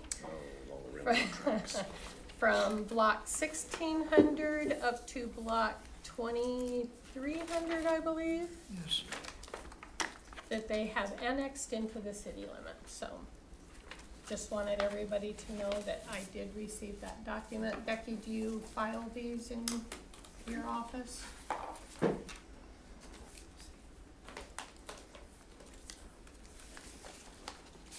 It's really surprising. I know, I had no idea that it wasn't already city, so I'm glad that they have done that. Found that out years ago.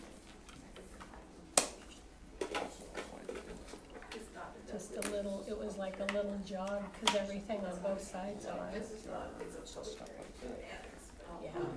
there's a lot of treasures in there. Yeah, there are.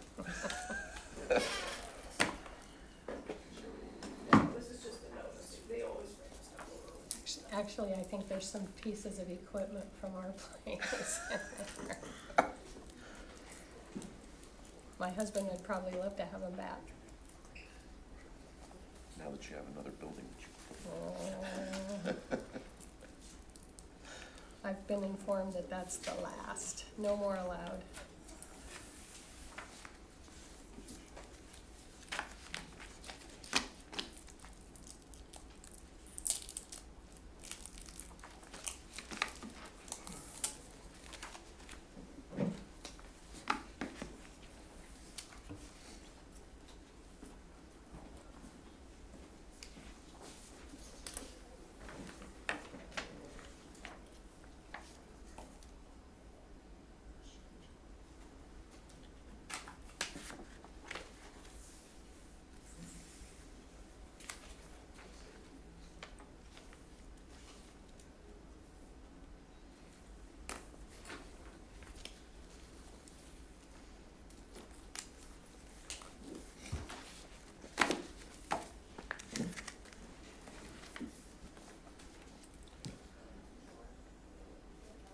These the last of the claims.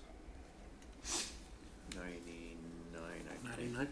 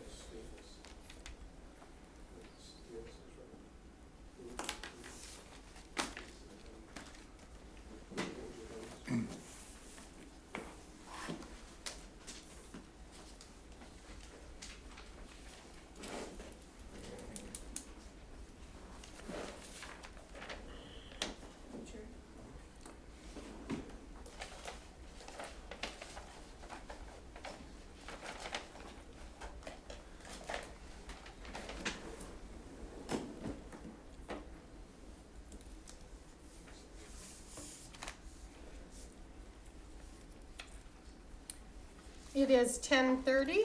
Our next item is a presentation by George Lauby concerning the U.S.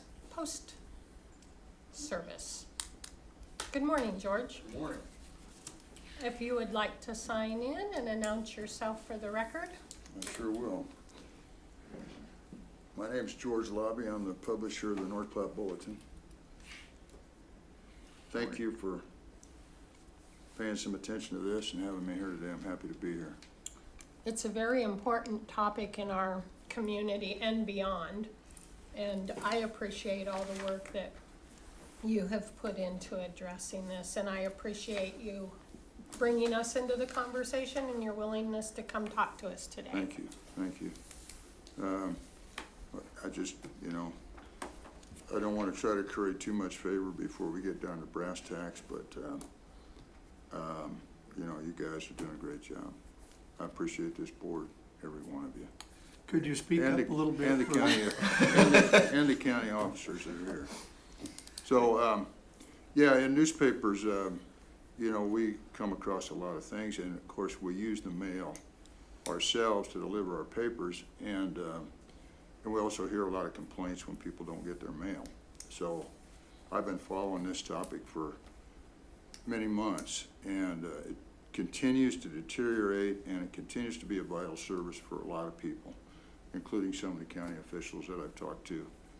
And so I'm thinking, what can we do about this? And it seems to me, from this vantage point, that it's a little bit leaderless in Washington, and there's a lot of partisan divides up there, and can't seem to come to good resolutions about how to address Postal Service problems. And they're all over the country. And as you know, the last U.S. Postmaster General resigned in July or June, and so it's an indication that things are kind of in disarray.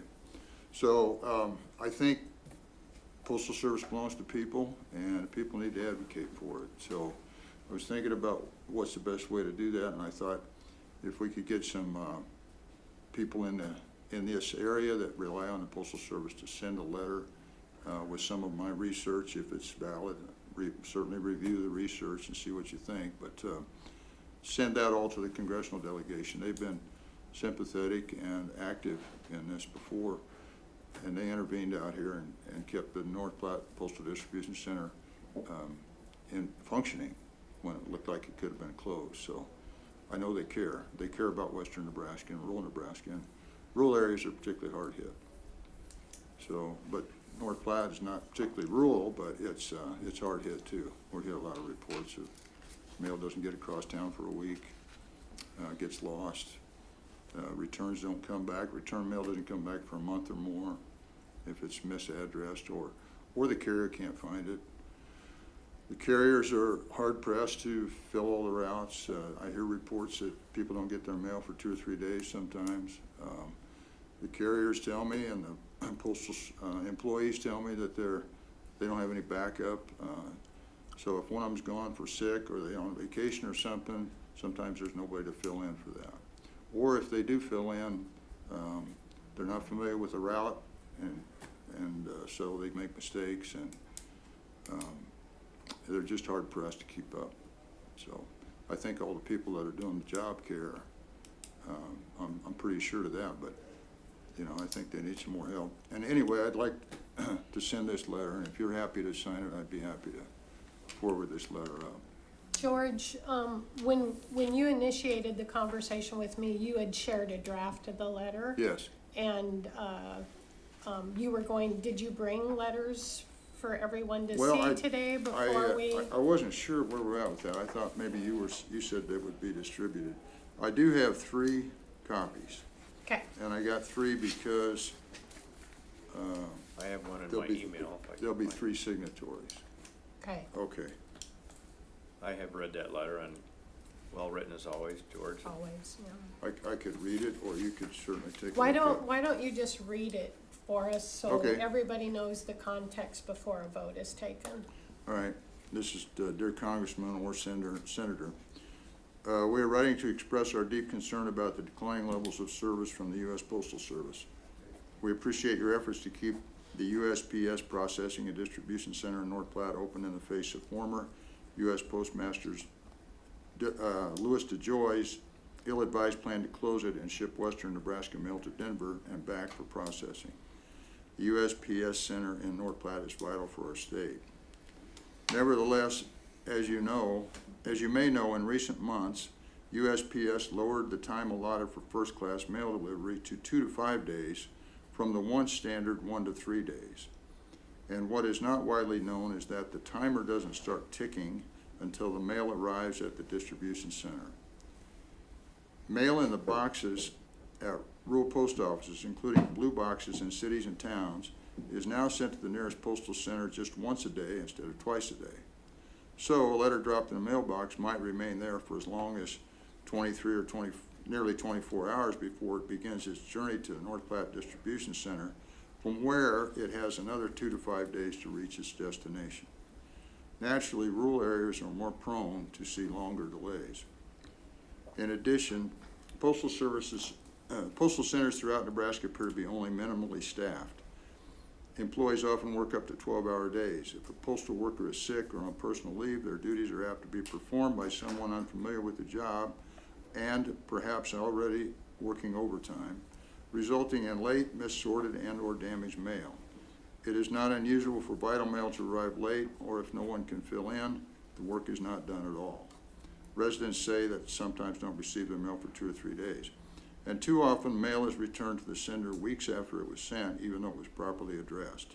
For example, the Lincoln County Assessor sent notices of increases in property valuations to property owners in early June. Some notices were returned to the assessor marked undeliverable after 30 days had passed, which was the time allotted to protest the increase. Virtually everyone has a horror story of a missed check, a missed payment, or a package with time-sensitive content such as medicine that was transferred to out-of-the-way postal centers elsewhere in the country before reaching its destination. Too many people have several such stories.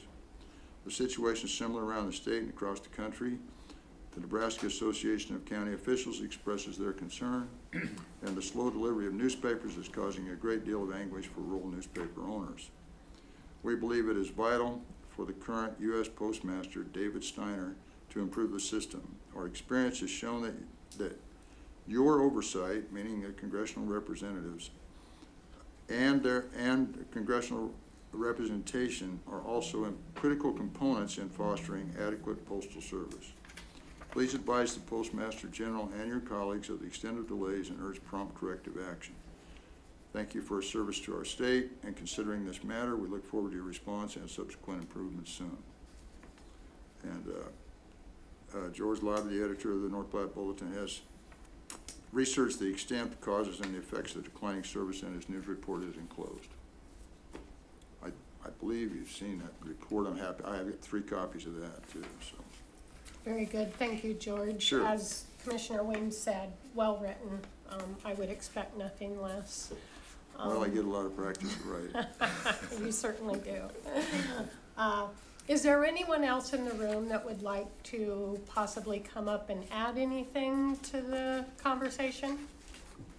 I'm Joe Walsh, I'm with the Telegraph. Joe, if you'd like to come up and George and I live in the same world. and sign we like the same in and announce yourself for the official record. While we're waiting for that, question I have is the United States Postal Service a government agency, or is it privately owned? Well, it's not privately owned. It's supervised by an arm of the government. I believe it would be called a quasi, Tyler could help me out maybe. It's It's an administrative agency governed by the U.S. Postal Service Board of Governors. The Board of Governors are appointed by the executive branch, the president, and answerable to the people through that. Good. The only thing that I would add in is, Sir, if you'd just announce your name. oh, Joe Volchek with the North Platte Telegraph. Good morning, Joe. For about 40 years, I've been battling the post office and haven't won a battle yet. But if you bring it to their attention, sometimes you do get some response. The thing that we have noticed is when they took on the Amazon delivery, that was very impactful to the local carriers. The carriers themselves would say something about it when they're out on the route and you're talking to them. If you call the post office, they'll say that has absolutely no bearing whatsoever. So they have told us as of late October that that Amazon issue is going to be taken care of, but I've yet to see it. We echoed the same thing. We both mail product out every single day. If it's a Monday holiday, we're crossing our fingers that the Tuesday edition is going to make it to the step. The biggest issue that we run into is mail that arrives at 8 o'clock. Nothing past 9 o'clock, because if you call them, they'll tell you there that they have to pull their people off the street at 9 o'clock, whether they're done or not.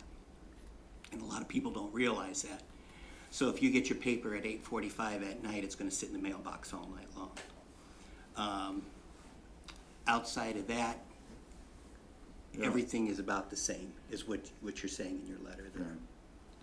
Yeah, and, you know, you can't really get I don't know who maybe you got a direct line, but, you know, I gotta talk to the creator upstairs in order to figure out a way to get to the. Somebody It is answers a the little phone. tricky, yeah. They don't answer the phone. Mail also from east of, there's a line east of Cozad, that runs north and south through the state. And everything on the east side of that line, goes to Omaha to be processed and then comes back. So we have subscribers, in Lexington, which is my hometown, and they're not getting their mail for a week because they go to Omaha and back. In fact, we send papers to Lincoln, Nebraska Press Association. They don't usually get it for a week because it stops in Omaha and gets held up. So, you know, there's some serious problems, and we're willing to work with them. We're willing to pay higher prices, which we are. We're willing to do more pre-processing, which we are. And some of that I worked out with the people involved directly out at the Postal Center.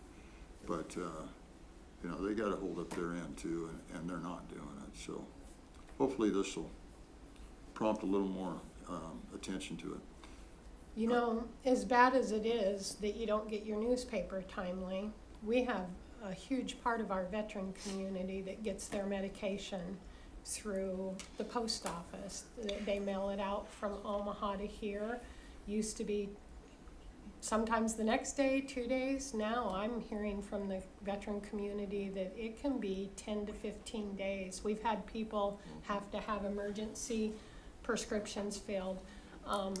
At our NACO board meeting at the state level, our pink postcard, you know, people weren't getting their postcards until 20 and 30 days after the public hearing.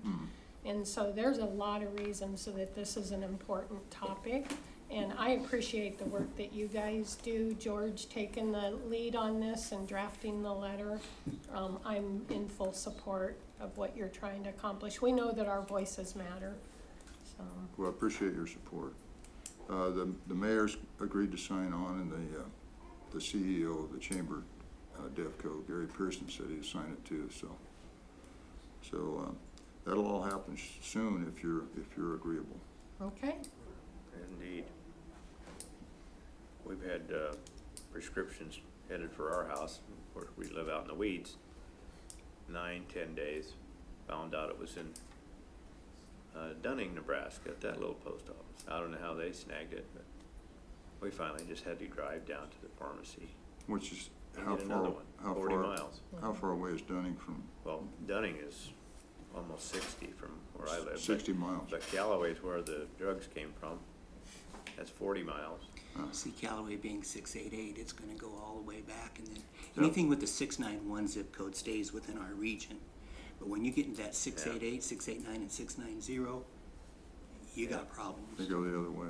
We ended up driving down to get it because my wife was out of her meds. Yeah. And it finally showed up, and it was close to 2 weeks. Might have been expired by then. My question No, is it was- if the med has to Kevin be was. refrigerated or something, what's Yeah, the? those would be really Right. problematic. Thank goodness this wasn't, but.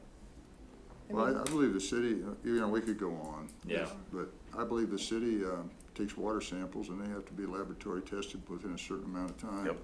And they can't get it through the mail anymore. They're driving it to McCook, last I knew, and have it lab and bring it back. A lot of the villages have combined forces with that, and they're all meeting at a certain place and time, and one village will drive them to the testing station because the test sample was no good by the time it got there with the mail. Yeah. So, lots of reasons for us to support this. Well, is that a request for a? It certainly is, Commissioner I would Hinckley. be happily make a motion that we authorize the chair to sign a letter to the United States Postal Service as we've been discussing with our concern about the service. Is it going to? I would. Oh, I'm sorry. Let's Oh, clarify, I'm Commissioner. regarding it going to the different senators and Congressional- Nebraska congressional congressional delegation. Did I delegations. say to the poster? Yes. Regarding the postal service, I'm sorry. I would second Thank that you. motion. We have a Thank you for motion correcting. and a second with clarification. Any other questions or discussion? Yeah, if we send it to them, they may not get it. We'll send it That's a by great email. point. And snail mail. Yeah, we might UPS. That's good. Maybe we ought to hand deliver. Our delegation may not get it. I'm going to Lincoln on Tuesday this week. I could probably hand Hand deliver deliver. to a few senators there, Cool. but roll call, please. Hughley. Aye. Brun. Aye. Weems. Aye. Woodruff. Aye. Wheeler.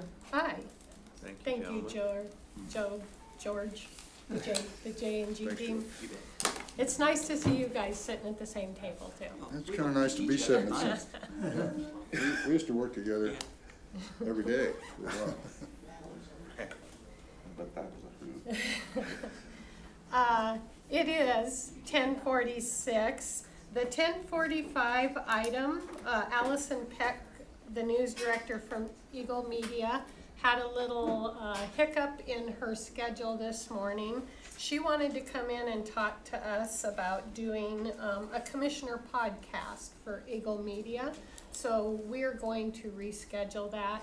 I didn't want to. My days in this chair are numbered, and I didn't want to commit to something that another chair might have to live with next year. So Allison will be back in. Just a word of warning, her and I had some back and forth. We already do the weekly radio interview at Husker Radio. And so I asked her if it could be just a once a month podcast where we come in and talk. And so I might go in next Tuesday morning and just take it for a test run. And then Allison and I will get back on the agenda and give you some feedback, and we can make a decision at that time. If that works for everyone, we will continue this agenda item. Joe, aren't you proud of me for saying continue instead of table?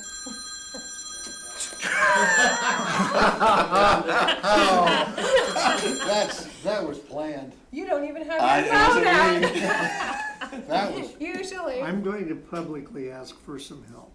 New phone, my ringer is locked off, so it's not supposed to ring. That's the lock. Is this an iPhone? Yeah, but it's a newer one, and the upper thing doesn't turn it on. get a me phone, they're better.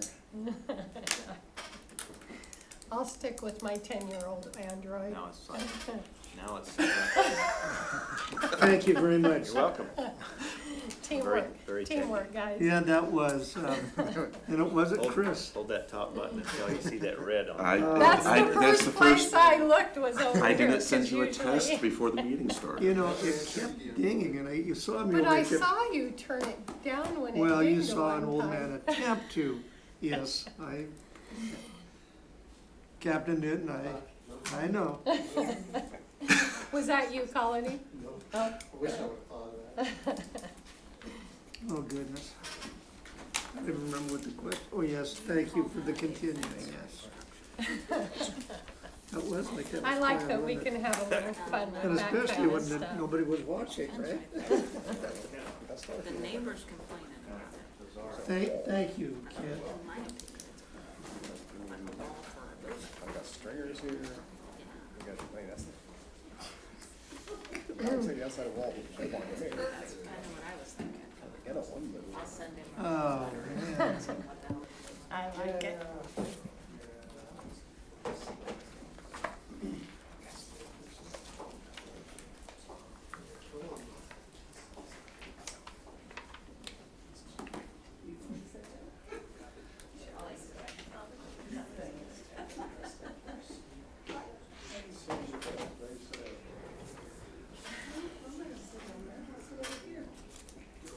might have that on the beginning of the agenda when you make your notes.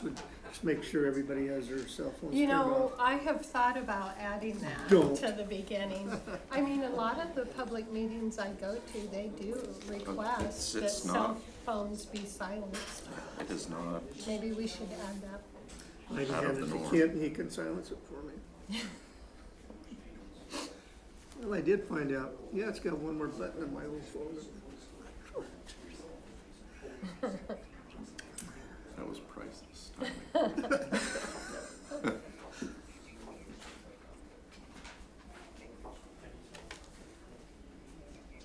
Go back to the office and get my typewriter and type myself a note.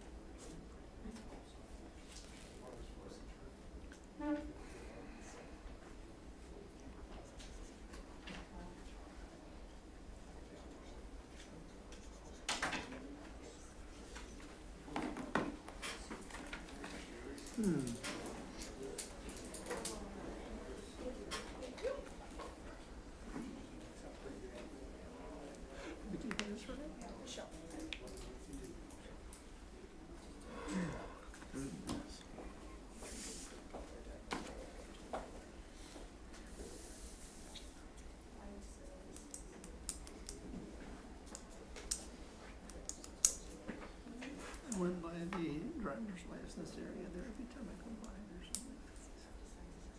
I don't even know most of them.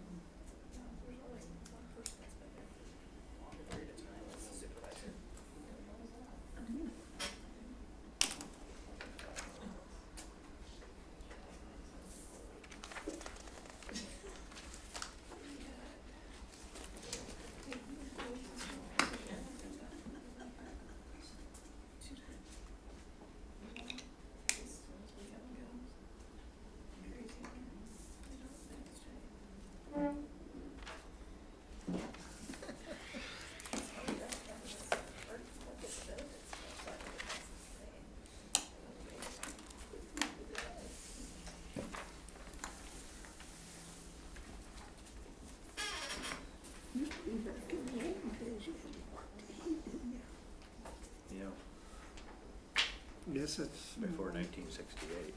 Gosh, my dad said that would be the ruination of this country. The Great Society, LBJ.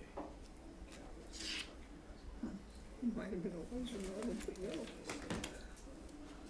As soon as people find out they don't have to work, we're done, we're doomed.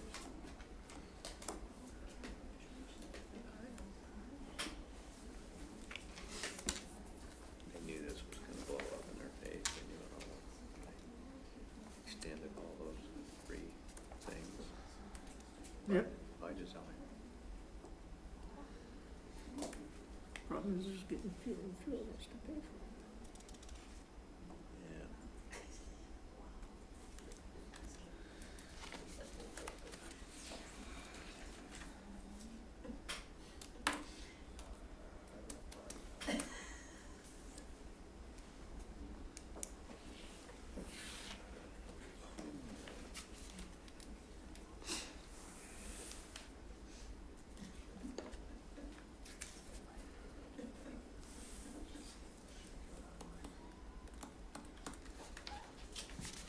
It is 10:55. Our final action item on the agenda is discuss and consider adoption of resolution number 2025-29 formally accepting Vieira Avenue into the Lincoln County road system.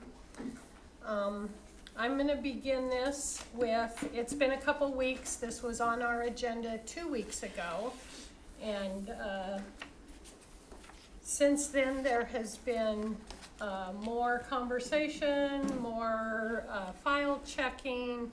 And so I feel like, we need to revisit the details before we move on. Tyler, you're the one that had this put back on, so I'm gonna let you begin the discussion. Okay. Gleaning what I could from the discussion of the board a couple of weeks ago, I prepared a resolution accepting Vieira Road into the county road system. I know there was some concern from at least a couple of commissioners about the way that this thing came about, and so I did a little more digging. I noted from the face of the quitclaim deed that we were provided that there was a handwritten note, county clerk's office rate the charge. So I got curious and decided to go look and see who actually recorded the deed. And with a little help from Lois, I found this nice book here. And if you go back to January 26th, 1981, there's an entry from the Lincoln County Clerk's office where they recorded the quitclaim deed. And so whether or not the board was presented and accepted the deed at the meeting or not is sort of immaterial because the county filed the deed and accepted the land. I had some concern earlier that the deed had simply been recorded by the grantor and not the grantee, so the county would have no idea that it was gifted property, but that's not the case. We knew full well. So between that, I've been provided some information that the road was in fact included on all of the interlocals we had with the city for maintenance of county roads. So that, again, I think leads towards some credibility that this in fact was a road and has been considered a road. And then I went and looked in preparation for drafting this resolution to find one to work from, a template. I had not drafted any resolutions adopting any roads since I've been in this seat. I had to go back to '93 before I found one. Since 1981, this board has adopted 3 roads by resolution. Since when? 81. Say that again, Tyler. Since 1981, this board has adopted exactly 3 roads by resolution. Were 2 of them just last year? No. We've not adopted a road via resolution since '93. Which So is, this is one document, this one sheet. Have we adopted roads other than by resolution? one's Has the for board Joe. made a This motion one's to for you. accept These are before from we did a Chris. lot of resolutions, or do you know? I don't know, I didn't go through the minutes. Gotcha, gotcha. Here's another one. I can think of some fairly recently we've accepted that way. Gotcha.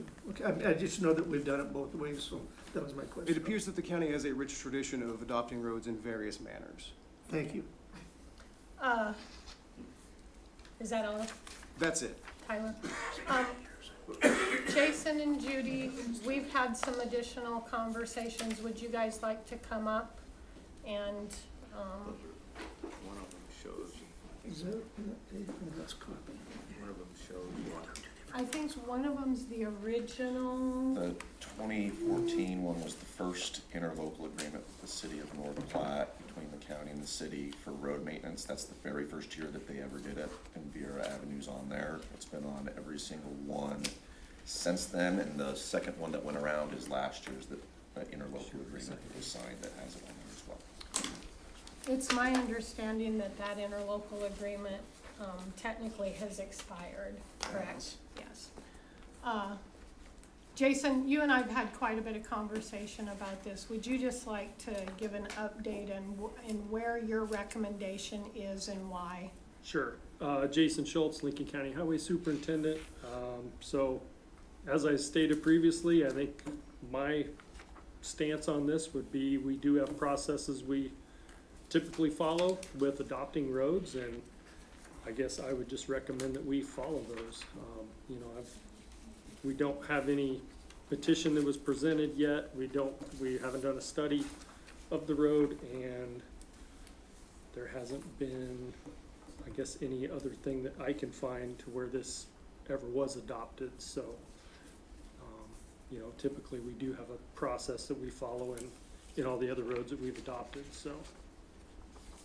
Very good. I appreciate that input.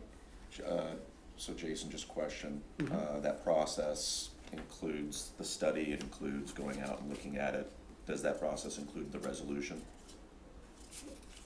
The resolution for, You're looking, because you've done research and you can't find a resolution that we have accepted this as a county road.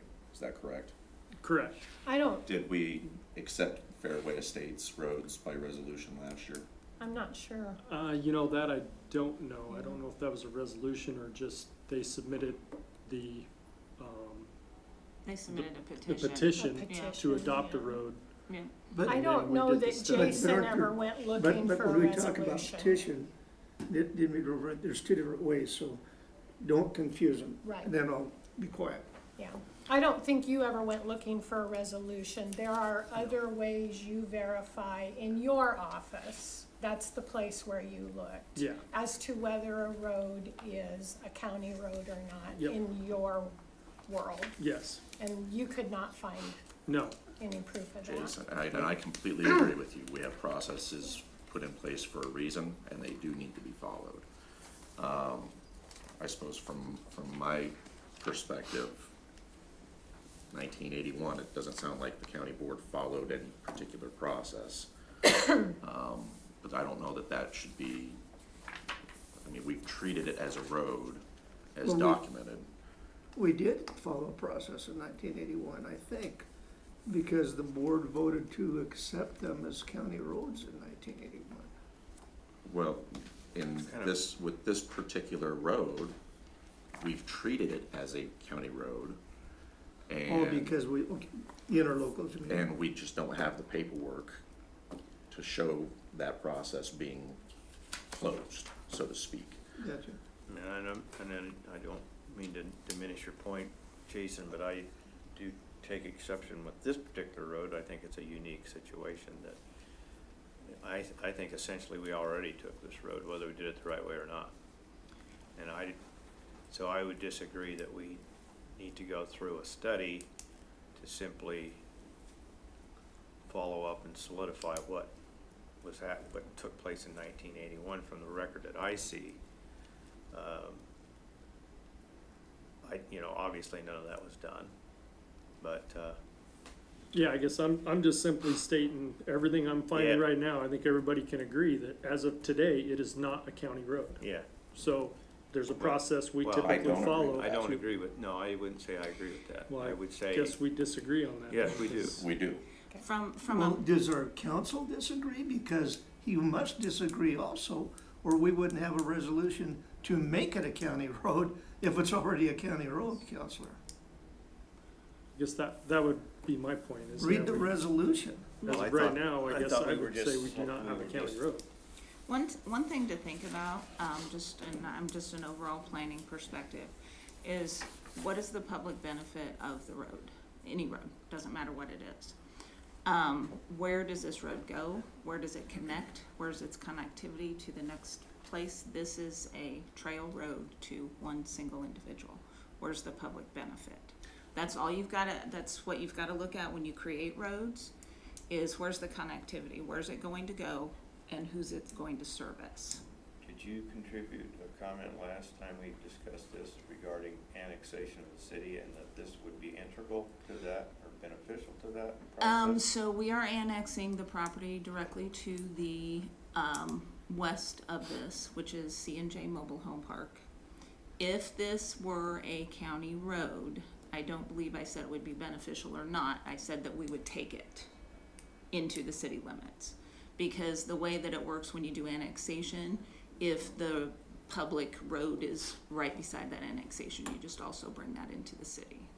So if it were a county road, the city would bring it into So city from the limits. standpoint of expanding housing and accessibility, where's the logic in saying that this, if this remains in private hands, as you say, that this is gonna be a benefit to this new annexation? I'm not saying if it remains in private hands that it's a benefit. I'm just saying if it goes to public Well, I'm hands, just where is pointing the out that public if you benefit? want new housing, and I assume that's why the city is annexing this trailer park. I don't know what their motivation is to annex this other than to see more development. It would appear to me that this would be a positive thing to have on the eastern border of that annexation. public access. Well, I guess sorry, I don't mean to No, go overspeak, ahead. but I guess part of the study that our office would do too, right, would be to look at that, but something like that where he's the contiguous landowner all the way up to 19th there. If there was ever a plan for housing, that would have to be subdivided and go through a process, and then at that point, there would be a road established for access to those different properties. I think, if I'm not mistaken, and I can't even turn my phone off. The reason for the road going in, if we go back, and it even as recent as the Buffalo Bill thing, city cannot annex land up to a road and not take that road. Correct. That's the Right. state statute. So I think whether it's for housing development or anything, I think that would be the reason that would be. So, Correct. correct me if I'm wrong. No, that is So, correct. I have a concern for Mr. Vieira on that topic, because he sat in here 2 weeks ago and shook his head no when we talked about annexation. So it's my impression he doesn't want his property annexed. And we would not annex, sorry, we would not annex his property, it would just be the road, at least for now. Okay, if it was a county road. If it were a county But if it road. was not a county road, It would not be annexed you without don't him have the saying. authority to annex it. We can force annex, we don't like to force annex, so we would not take it unless we were to say, hey, take my road, I want you to have it in the annexation, take more than that, but then it would, again, have to be a benefit to the city to accept it. Okay, thank you for clarifying that. And if I may, if that were to happen, whose responsibility would it be to get the road up to city specs? Typically, we're much like the county, typically the city does not accept roads unless they are built to city standards. So it would be the landowner's responsibility to get it to that state. So that begs the question, who's the landowner? Because my understanding, the county owns that ground. Is that correct? Yeah. That is true. We can't have a private citizen go out and do work on our land. We don't allow it on any other. So I'm gonna go back to what Jason said. In my opinion, this is not ever formally accepted as a county road. I put together some notes. So last Tuesday, Judy had Planning 101. Chad Navity and Dave Patak. Dave Patak has a reputation of probably being one of the top land use attorneys in Nebraska, if not the.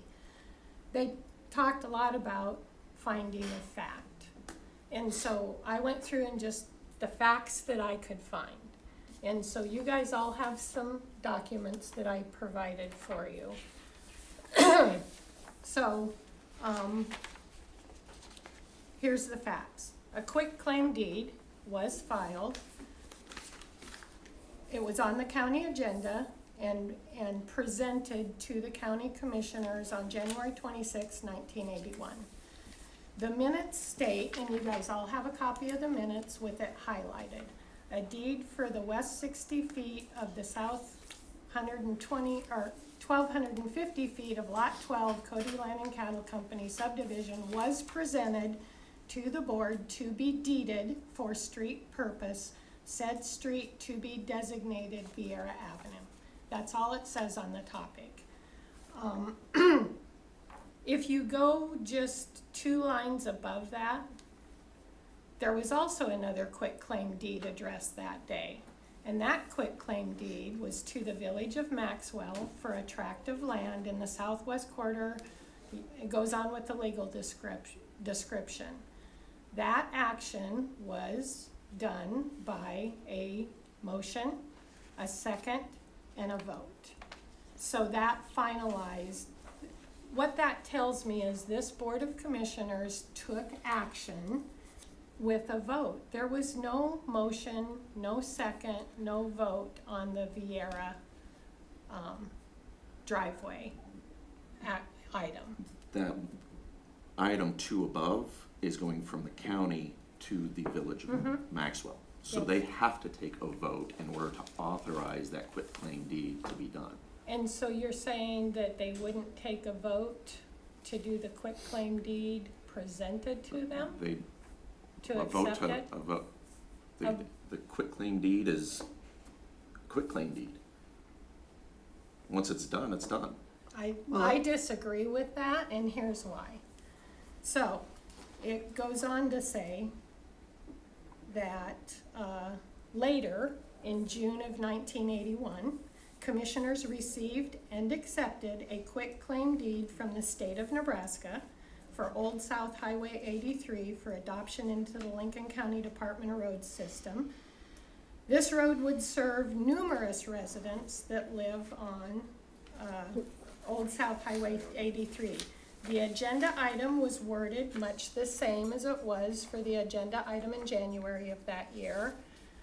The minutes were very detailed, that describing the action, and said the quitclaim deed also included the exception of the road with a motion, a second, and a vote. Acceptance of the road. Acceptance of the quitclaim deed and finalizing accepting the road into the county.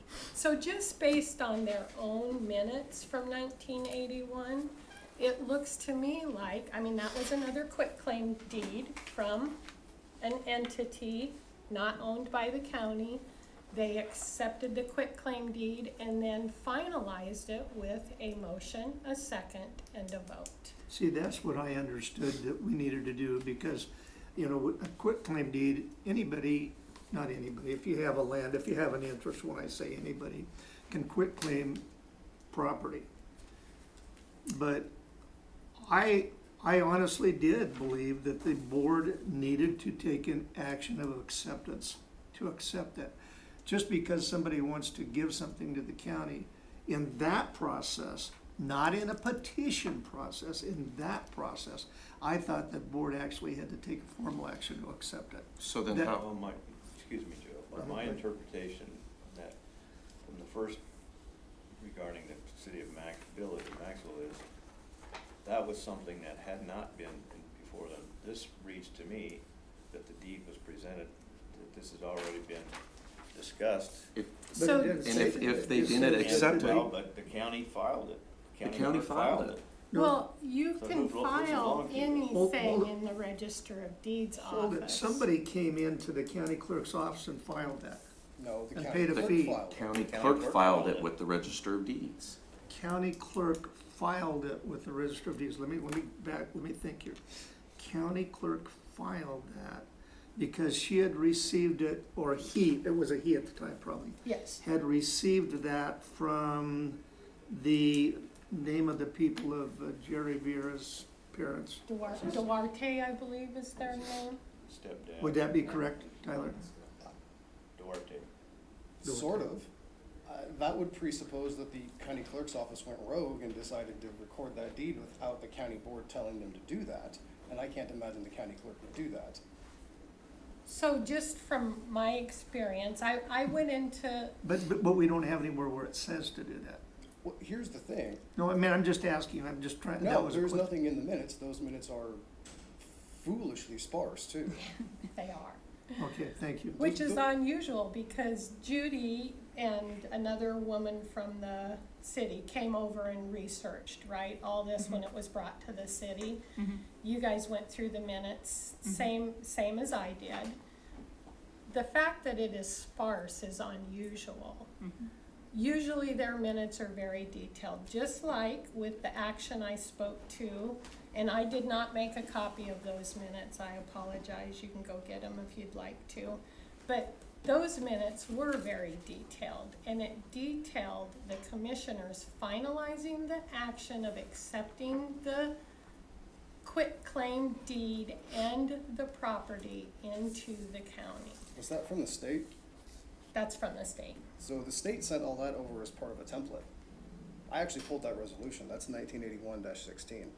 Yes, there is a resolution that goes with that Which was too. prepared by the state. The state made all that stuff.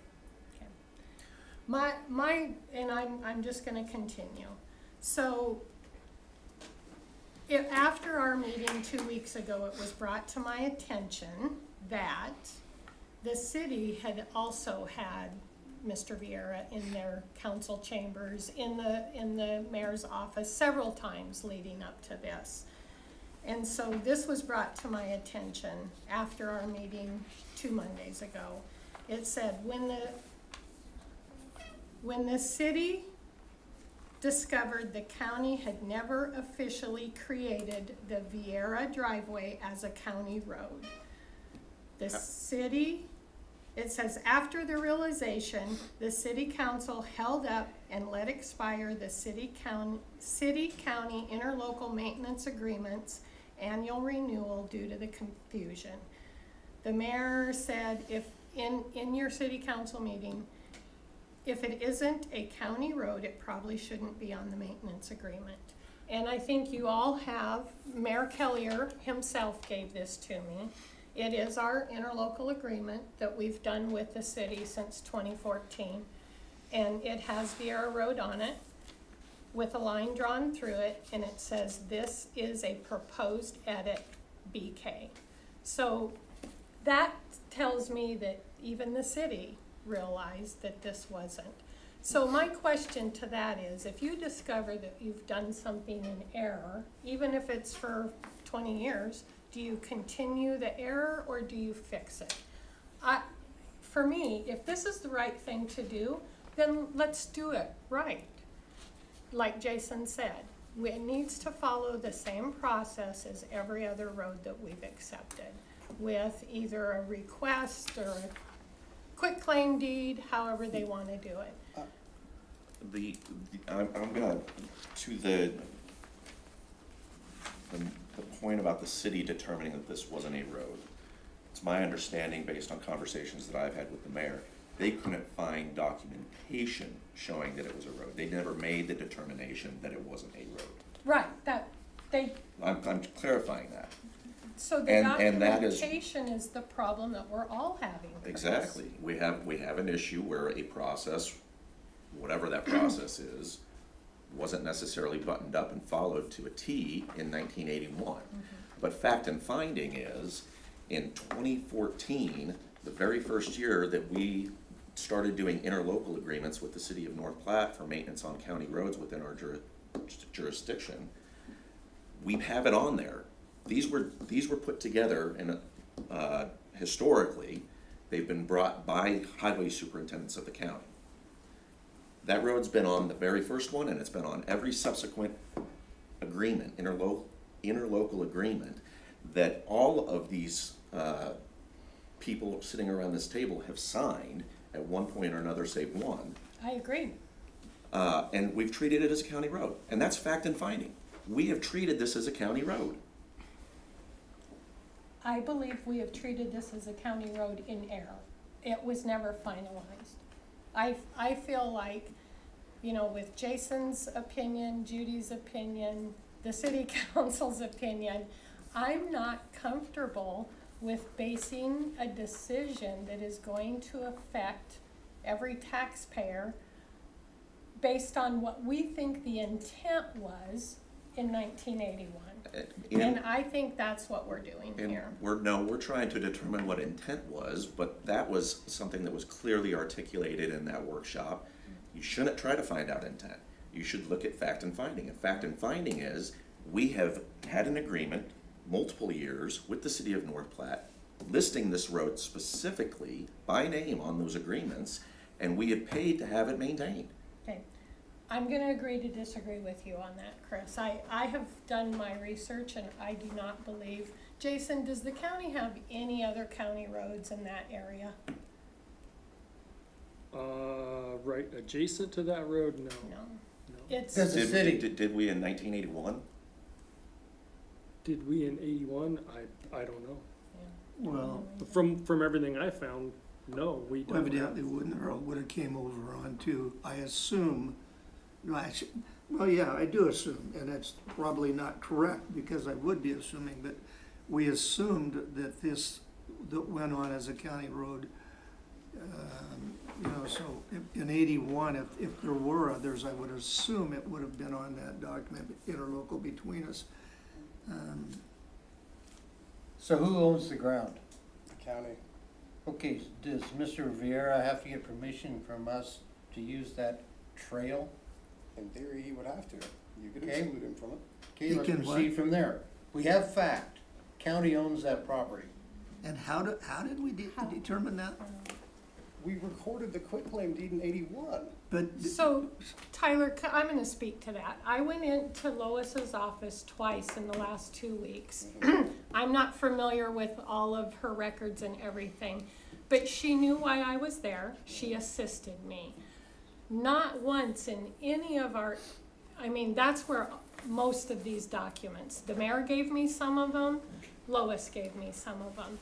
Not once in my interaction with her did she show me this book or bring that up as proof that the county intended or actually did accept the property from Mr. Duarte. So I'm curious as to why she didn't bring that into the conversation.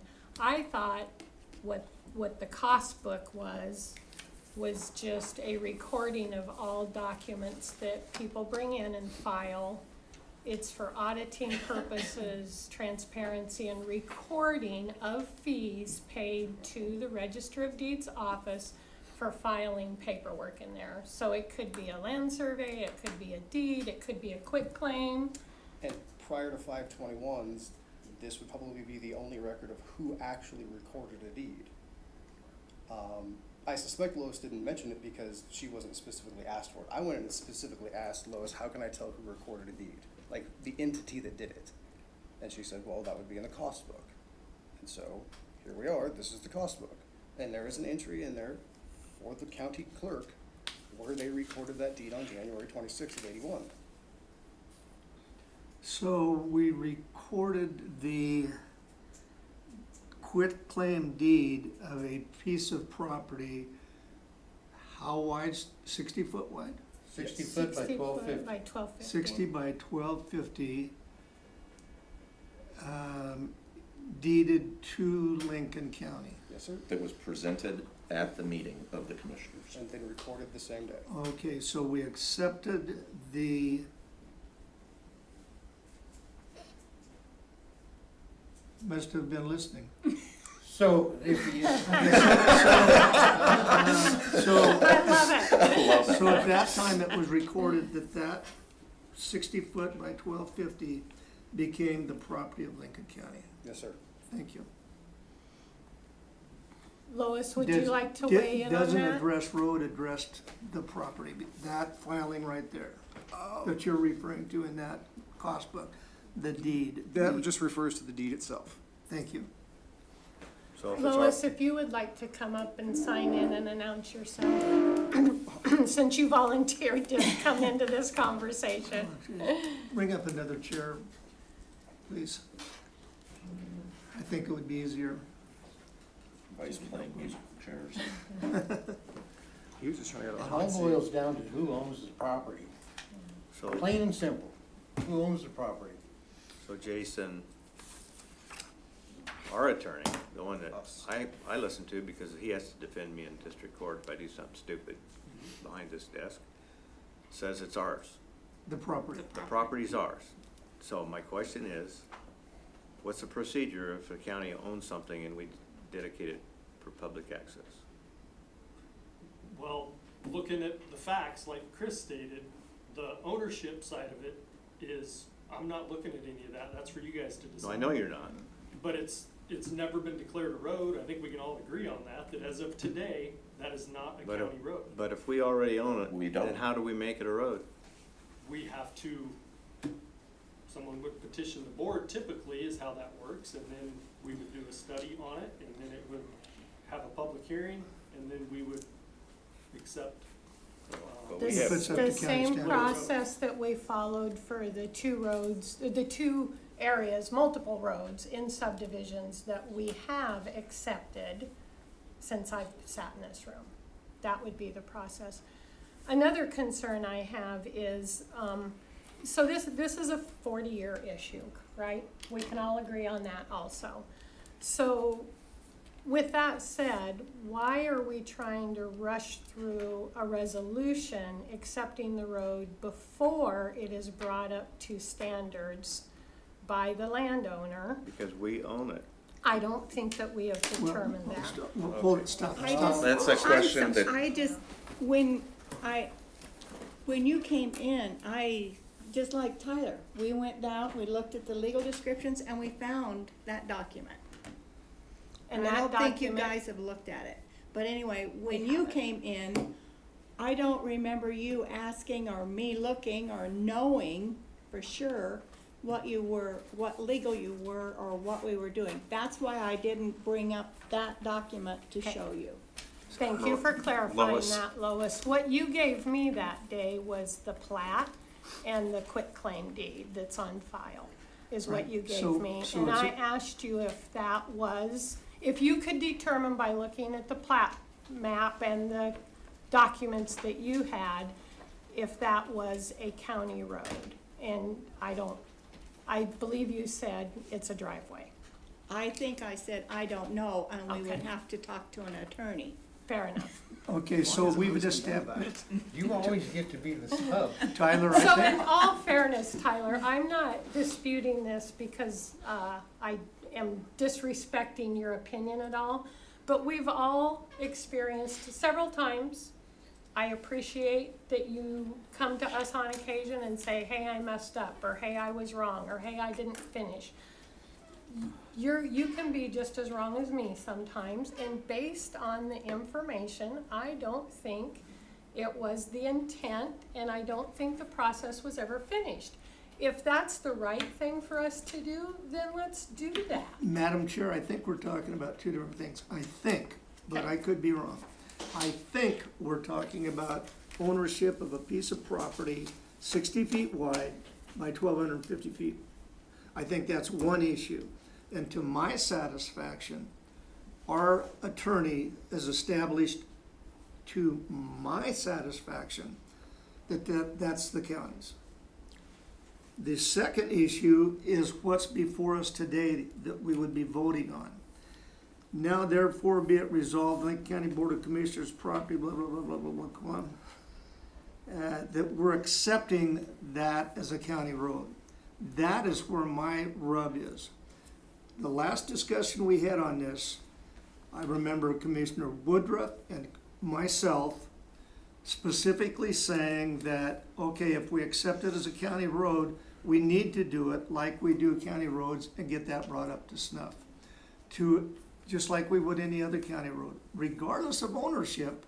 I think to my satisfaction, ownership's been established. That's to my satisfaction. Having it be accepted as a road has not, and that's what we would legally be doing if we pass this resolution. which is why the resolution is on here, so that we can button this up and actually have a record that somebody can go to and say, yeah, it may not have been done in 1981, but we do have a record that the paperwork is. We have a record for the ownership. The circle has been closed and it is a road. That's why this No, no. resolution is before us today. Right, if we pass Exactly. this If we resolution. pass the Yeah. resolution. The point still remains, we have treated it like a county road. It's been on interlocal agreements. We've established we have ownership. Why would we not? So let me, Today, it is not a county road though. I disagree with you on that. Then Okay, why do we need a all right. resolution stating? Because it was brought forward that we don't have a record Okay, because Okay. the process wasn't done. okay. Okay. okay.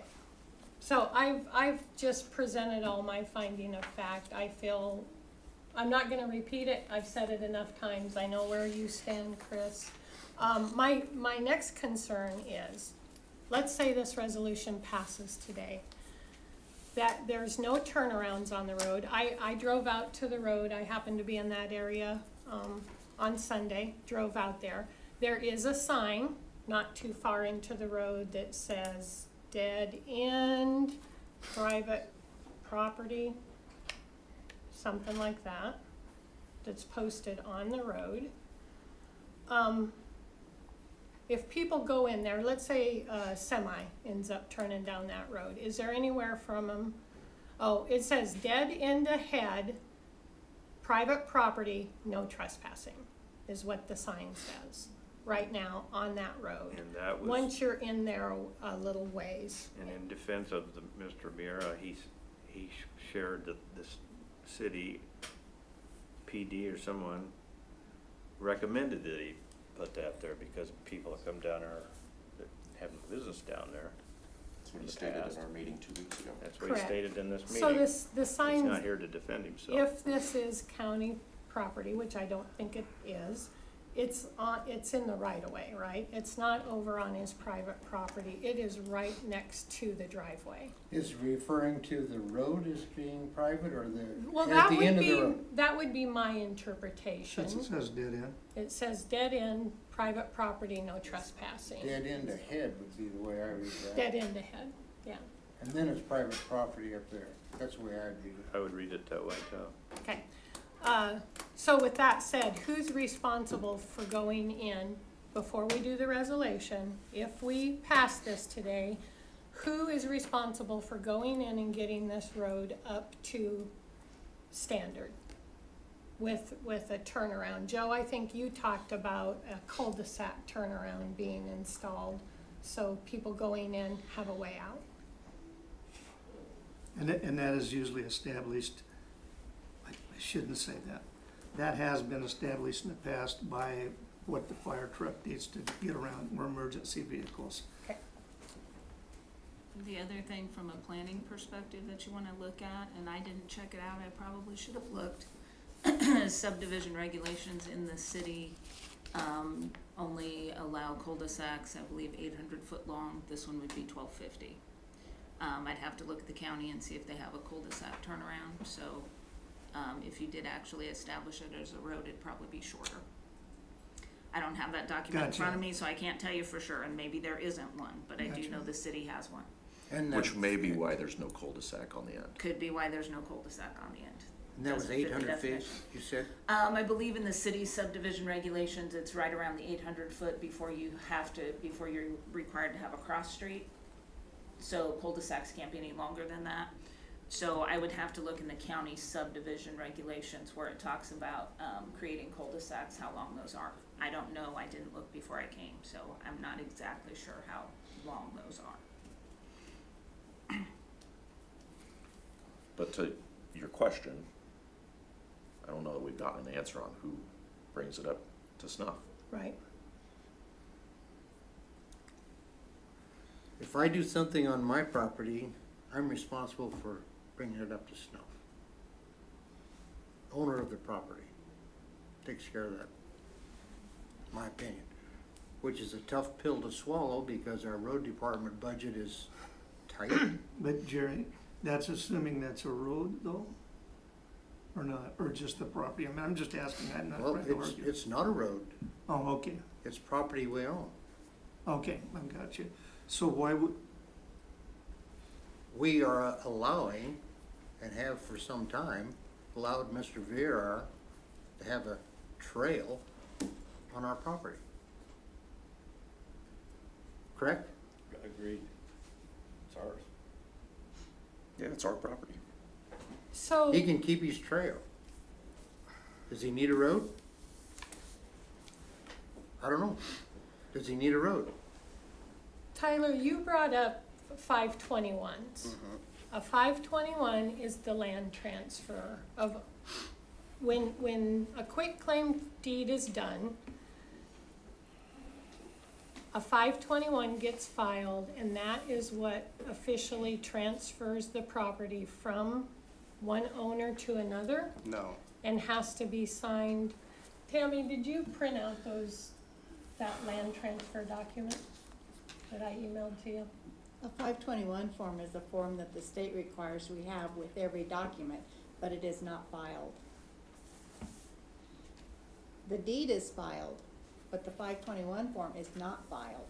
So We have a copy of it in our office, which we are not required to do, but it and the deed are taken down to the assessor's office, and she sends it to the state. Department of Revenue and print out a 521?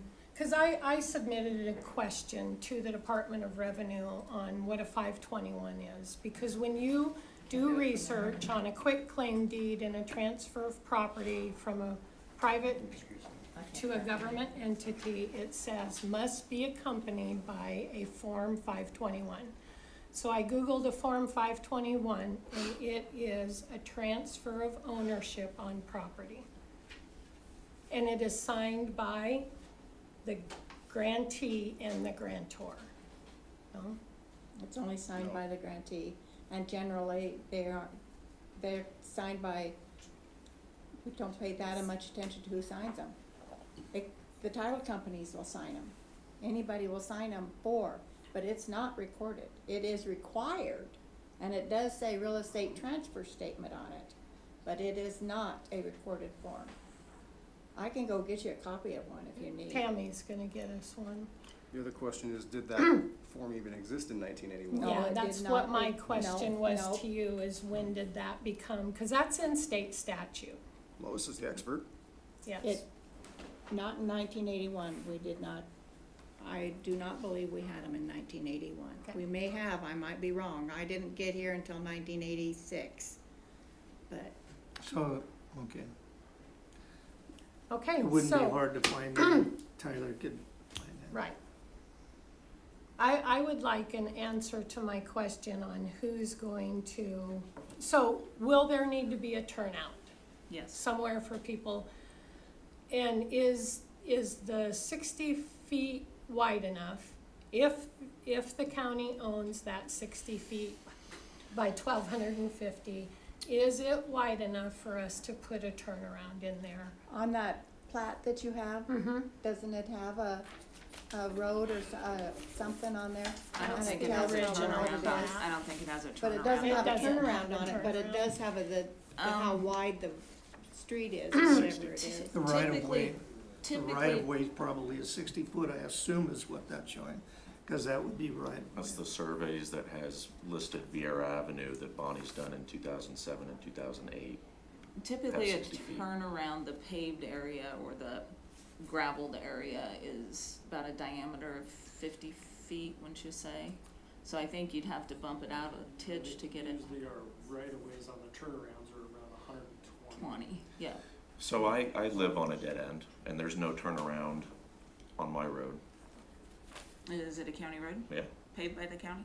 Paved, maintained? But there's other people on it. there's a property at the end, but there's no No, but I mean turnaround. yours.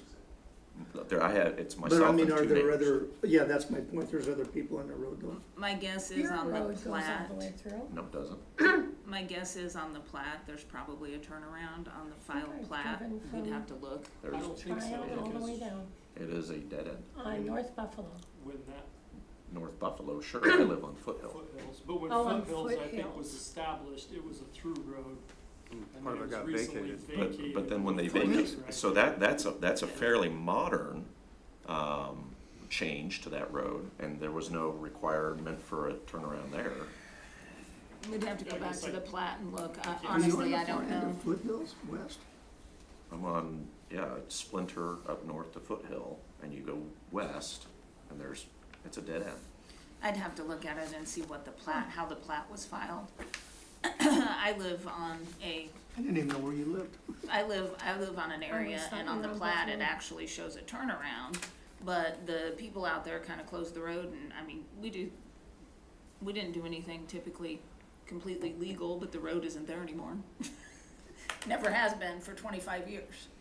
And it was never a county established road, but it still had a cul-de-sac on the plat. It still has a cul-de-sac. We're gonna do one here shortly out on Highlands Drive. And we are gonna require a cul-de-sac. Now, is it going to be paved? Probably not. I mean, you haven't seen it yet, but there's gonna be a turnaround at the end of that. Because eventually it would be a temporary turnaround, because eventually the plan would be to carry it on through. So, I don't know. Well, this is the last thing I'm gonna say on the topic.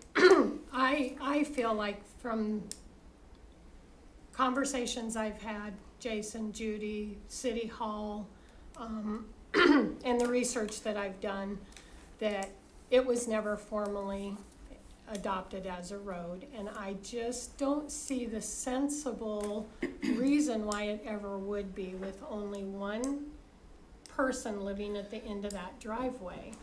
I mean, we have dozens of private roads that have street signs that, you know, go south of town. There's at least 30 homes on private roads that the county does not provide any services to. I get phone calls and inquiries about it all the time. So in other words, you're suggesting that we leave that as the lane, as somebody suggested for Mr. Vieira to use on our county right-of-way or easement or whatever it is? Yeah. I mean, that was a question, that's all. So, well, my concern is, how do we know that there aren't other quitclaim deeds out there that families have done over the years? I certainly didn't go through our records since 1981. I mean, I have a family that's inquired several times. They live in the subdivision at the top of the hill south of town. Every time a motor grader goes by and does other roads and clears the snow, there's 10 to 12 houses back in there. After this article come out in the newspaper, they're going through family records right now to see if their family ever did a quitclaim deed. So I just am afraid we're opening a can of worms. I think it needs to be resubmitted and discussed just to protect ourselves. We are missing the point.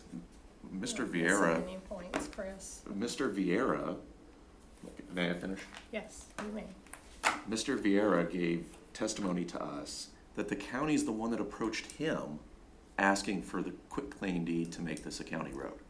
That can't possibly be true because he said that he was in the military and it was his parents, his mom. that did it. So Yes. that's not a true statement. But anyway, let's go on. So before we finish, just so that everybody's very clear what the law says, it's 39-1729. Access to public roads, right assured, landowner may waive condemnation. The right of reasonable, convenient egress and ingress from lands or lots abutting an existing street or road may not be denied except with the consent of the owners of such lands or lots, or with the condemnation of such right to access to and from such abutting lands or lots. Read that again slower and Yes, louder, please. please. The right of reasonable, convenient egress and ingress from lands or lots abutting an existing street or road may not be denied except with the consent of the owners of such lands or lots. So are we denying him turning off of 19th onto his property? No, we're not. No. That's not what that says. No, that says you can't take away his means of egress and ingress, which. And are we? I'm simply letting you know what the law says as you're all getting ready to make Okay, a decision. thank you, Okay. thank Whoa. you, thank you, I appreciate that, thank you. Okay.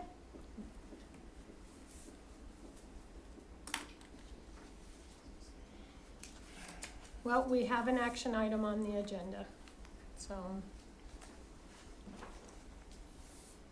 Are we anywhere close to understanding whether this is a topic that needs to be acted on today? I really feel like in order for us to complete the interlocal agreement that we've had with the city, that they would like, and the mayor said that, he said it to Chris, he said it to me, said it to several people. He really doesn't care one way or the other. He just wants the county to make a decision so the conversation ends. I think he cares. That comment right there tells me he cares. That comment, I asked him about that, because they couldn't find documentation, gave that to his secretary that it probably needed to be struck, because at that point, he didn't think that it was a county road. And if you look at the city council's meeting, they agreed that it was not formalized as a county road when the interlocal agreement was made. Also, I invited people to stop by the city office and ask the city administrator I did, I spoke with both the mayor and administrator. Thank you. Jerry, to your point, I agree that we own it. County owns it, so why should it be anybody else's responsibility to bring it up to snuff than us if we are gonna do anything with it? If we, okay. We already own it. No, I'm not even arguing with that a bit. I agree that we own We own this 60-foot by 400. that's correct, we do. To my viewpoint, we do. But why can it not maintain just the way it is right now? Why do we need to bring it up? Yeah, it's a serviceable lane, trail, road. How often would it need to be maintained, graded? Snow removal would be maybe an issue. Yeah, I guess I probably wouldn't be able to answer that until we would, I'd have to So look. But I don't think there's, excuse me, but I don't, to get to your point, I don't think there's anything that says we have to make that a county road. I agree. We're gonna run into the same situation, which is why this road is on the interlocal agreement for maintenance with the city. Because agree. it's easier for them to maintain it than for the county. Cause they got stuff pretty close to it. Exactly. We don't. Which is exactly why this is on the interlocal agreement. And But that's if why we, I if, take, if we don't treat it as a road, we're gonna ask the city to go out and maintain a trail, which is fine. I just wanna make sure that we're clarifying. Well, no, we wouldn't because it's not a county road. So it's gonna be our property that we're proposing is our responsibility to take care of so that he has ingress and egress, but it's not a road, so the city's not gonna maintain it. Who's gonna maintain it? We can't have a private landowner doing work on our property. So you're gonna pull equipment in a manner that's not efficient out to that parcel to maintain it. That's the whole reason why it's on here. Chris, did you stop by and talk to Lane Grosef in the I city did. office about it? And Lane shared with you the same thing he shared with Joe and I? I don't know what he shared with you. So well, I'm not gonna speak. You were invited to talk to him. I can't imagine him having a different conversation with me or Joe than he did with anybody else. So with that said, where do we go? Well, it It's says, an action it item. doesn't say we're bringing it up to snuff. It says accepted in the county road system. We have minimum maintenance roads in the county road system, don't we? gravel ends. Gravel ends, yeah. So- that was a, yeah. But it's still county right of way, my point is. So I think you're spot on. Why does it have to be changed or altered at this point? Because we have in our county road system, we have minimum maintenance roads. And they're not all up to snuff, definitely, and they're not all, 65 feet or 67 feet or whatever. Yeah, that's exactly In a true. The one perfect world. exception is we have a person that lives at the end of the road and may have an emergency need to get And out. that's- Can you have a minimum maintenance And then road you- with an address? And at you the can't end? have a minimum maintenance road with an address. at the Oh. end of it. Good point. Well, That is a You good point. We can. do Yeah. probably. You can have Yeah. you can And have you're- somebody that lives at the end of a minimum maintenance road as long as that is not their only access. It happens they down have in an the southern easement- part of the county, cause I've been on Yeah. it. Yeah. If they have an easement through somebody else's property to get to a maintained road, then it's fine, Then but that that changes the cannot rule. be their only access. So after 40 years or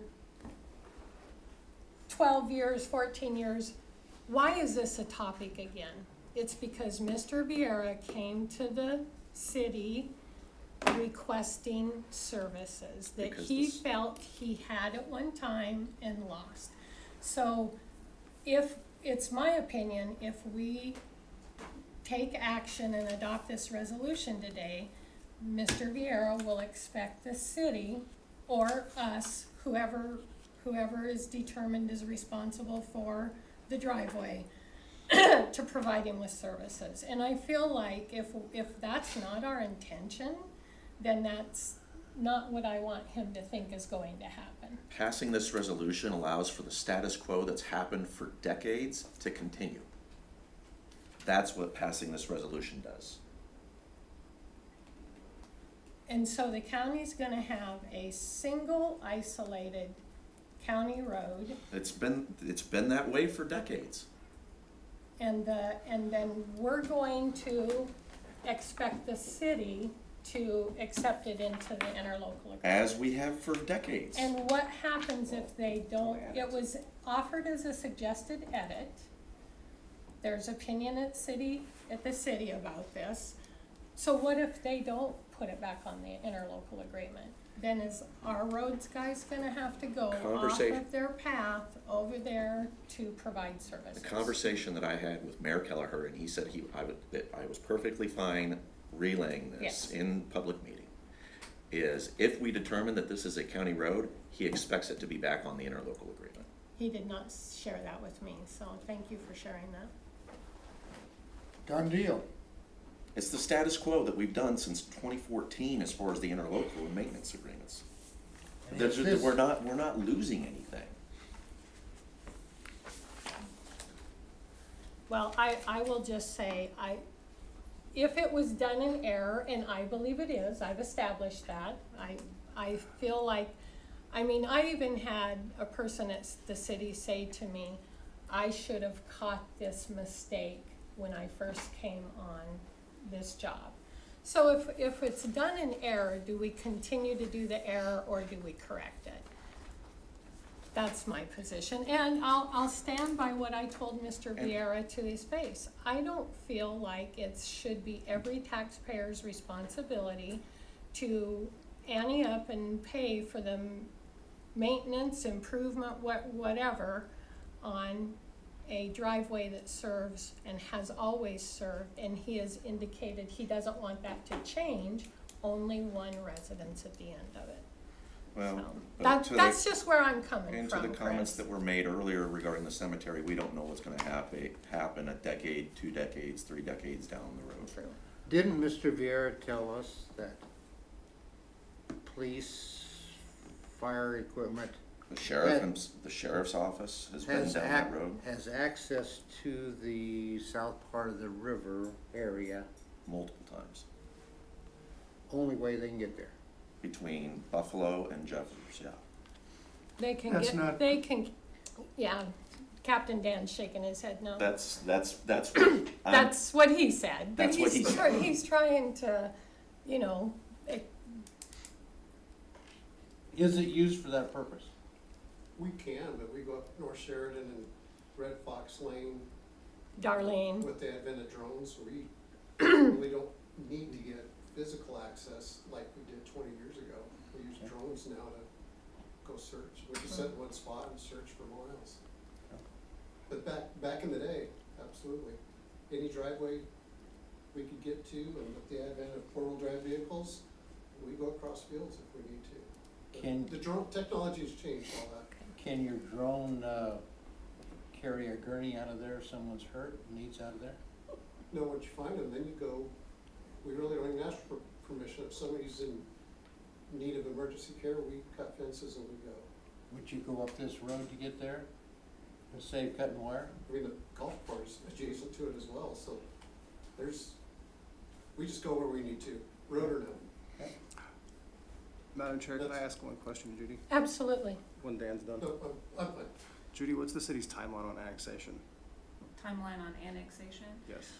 We just got a request from that mobile home park that is right next to it. So it will go to Planning Commission on the 28th of October. Annexations, you have to read 3 times in order to annex, so it wouldn't be until, that first meeting in December. Okay. So it becomes a city road In a couple at that months. point, if this is formally, If That it's loop is actually a closed. road, yes. And is no longer owned by the county. Well, I don't know if that's the answer. It would be in the city limits. It's probably still county-owned property. Because you guys, if that is your property deeded to the county, but it would be within city limits at that point. If it's a road and they annex up to it, then it's gonna be a city road. If it's simply county property that has what appears to be a trail on it and they annex up to it, it's gonna continue to be the county's property. That we have to maintain. It's gonna And- continue to be the county's property. And we would not annex it at that point. Nope. Because it wouldn't be a public road. Would the annexation encompass the whole 1,250 feet, or just the portion abutting It would encompass the portion that is dedicated as a county road, as a public road. It'll be a county road for It would 2 take months. the public road. the whole? The whole entire thing, 1,200. not just a piece? No, it would take, So then it becomes a non-issue here in 2 months. possibly, if it's a public road. If it's not a public road, it's just county-owned property, then the county would have to petition to annex.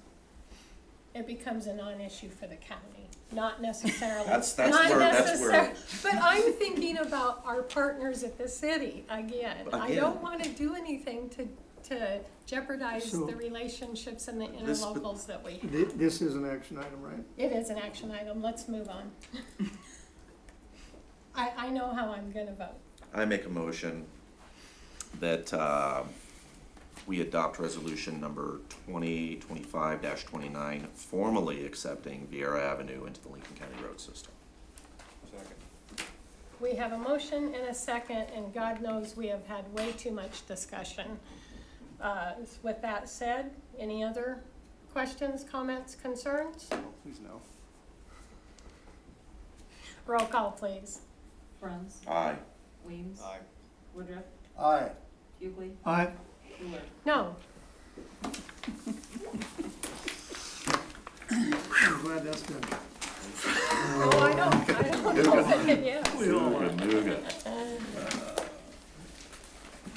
All right, I always My enjoyed a good spirited debate. it's not a debate, Chris. This is just what I felt like I learned during the effort and the work that I put into it. So it's okay that we don't agree. My apologize to the sheriff's have to sign office. Moving on to, oh, I just lost my agenda.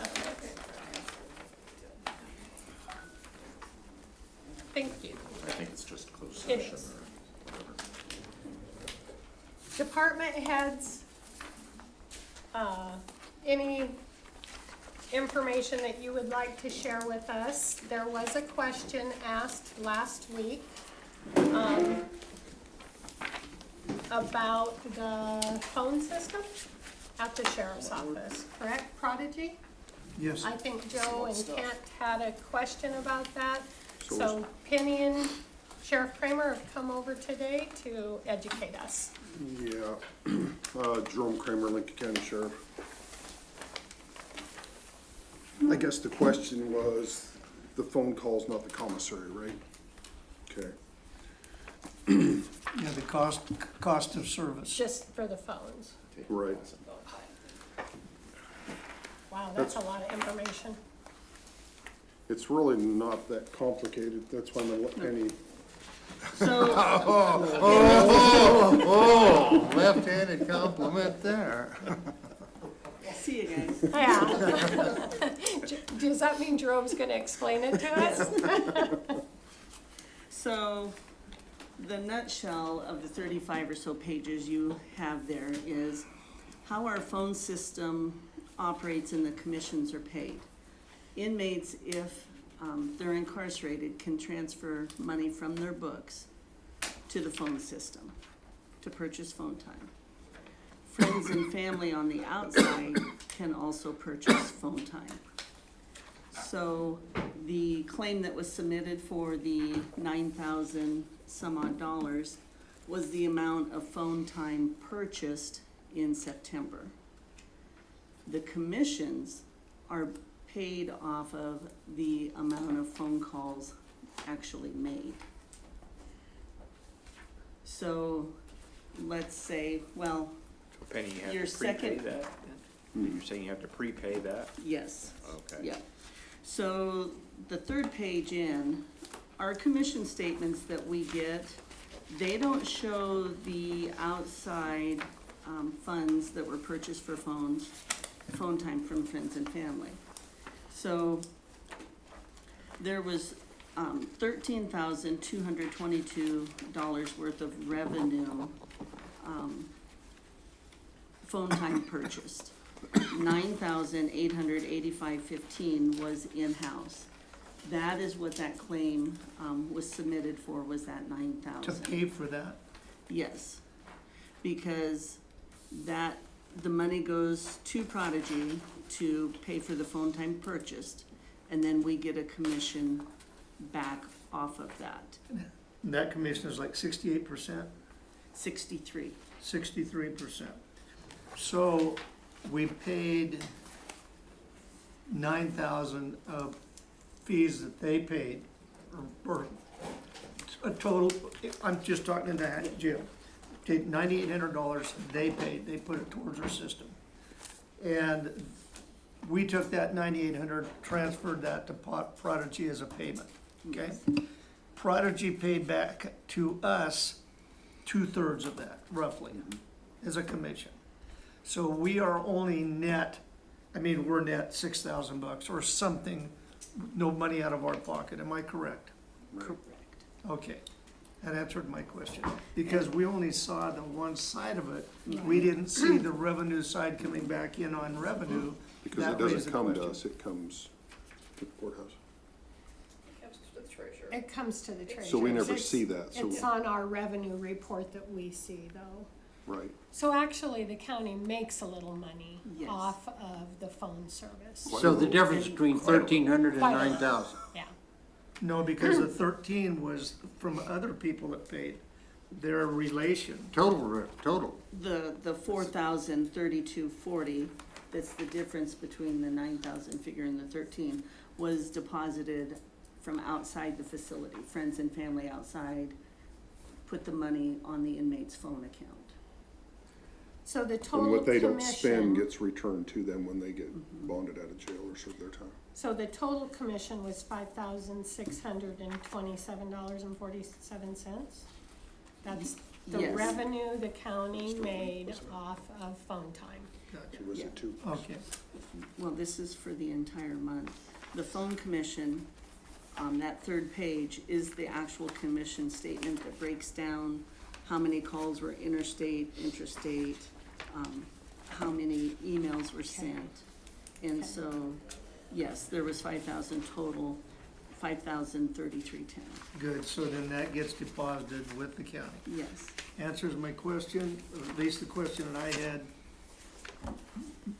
I just hadn't see the revenue side. Yeah, yeah. And you know what, not only that, Sheriff, I appreciate all the work that you did in compiling this to get this information. Well, it took all weekend. He let me staple it. I was capable of that. You missed a page. I probably did. Thank you for the explanation. It's always good that we understand how So your commission's 42.5%? 63. 63. I'm looking at the other side of it. That third page, that's the actual commission statement, that we get. And so it shows there the commission rate Oh, okay. to the right.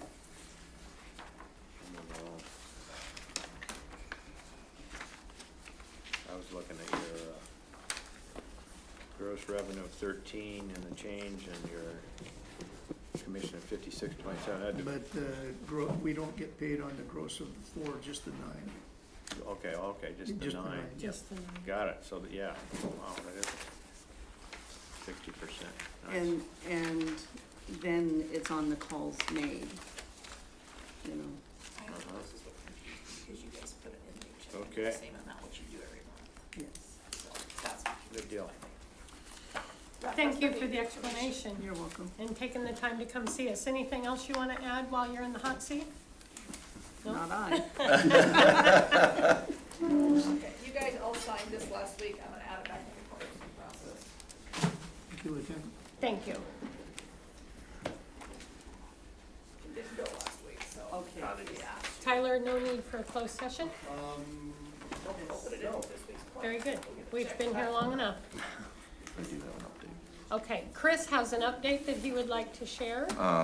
And Judy's already left, but I did give her a compliment. Those that did not attend the planning and zoning workshop, it was superbly put together.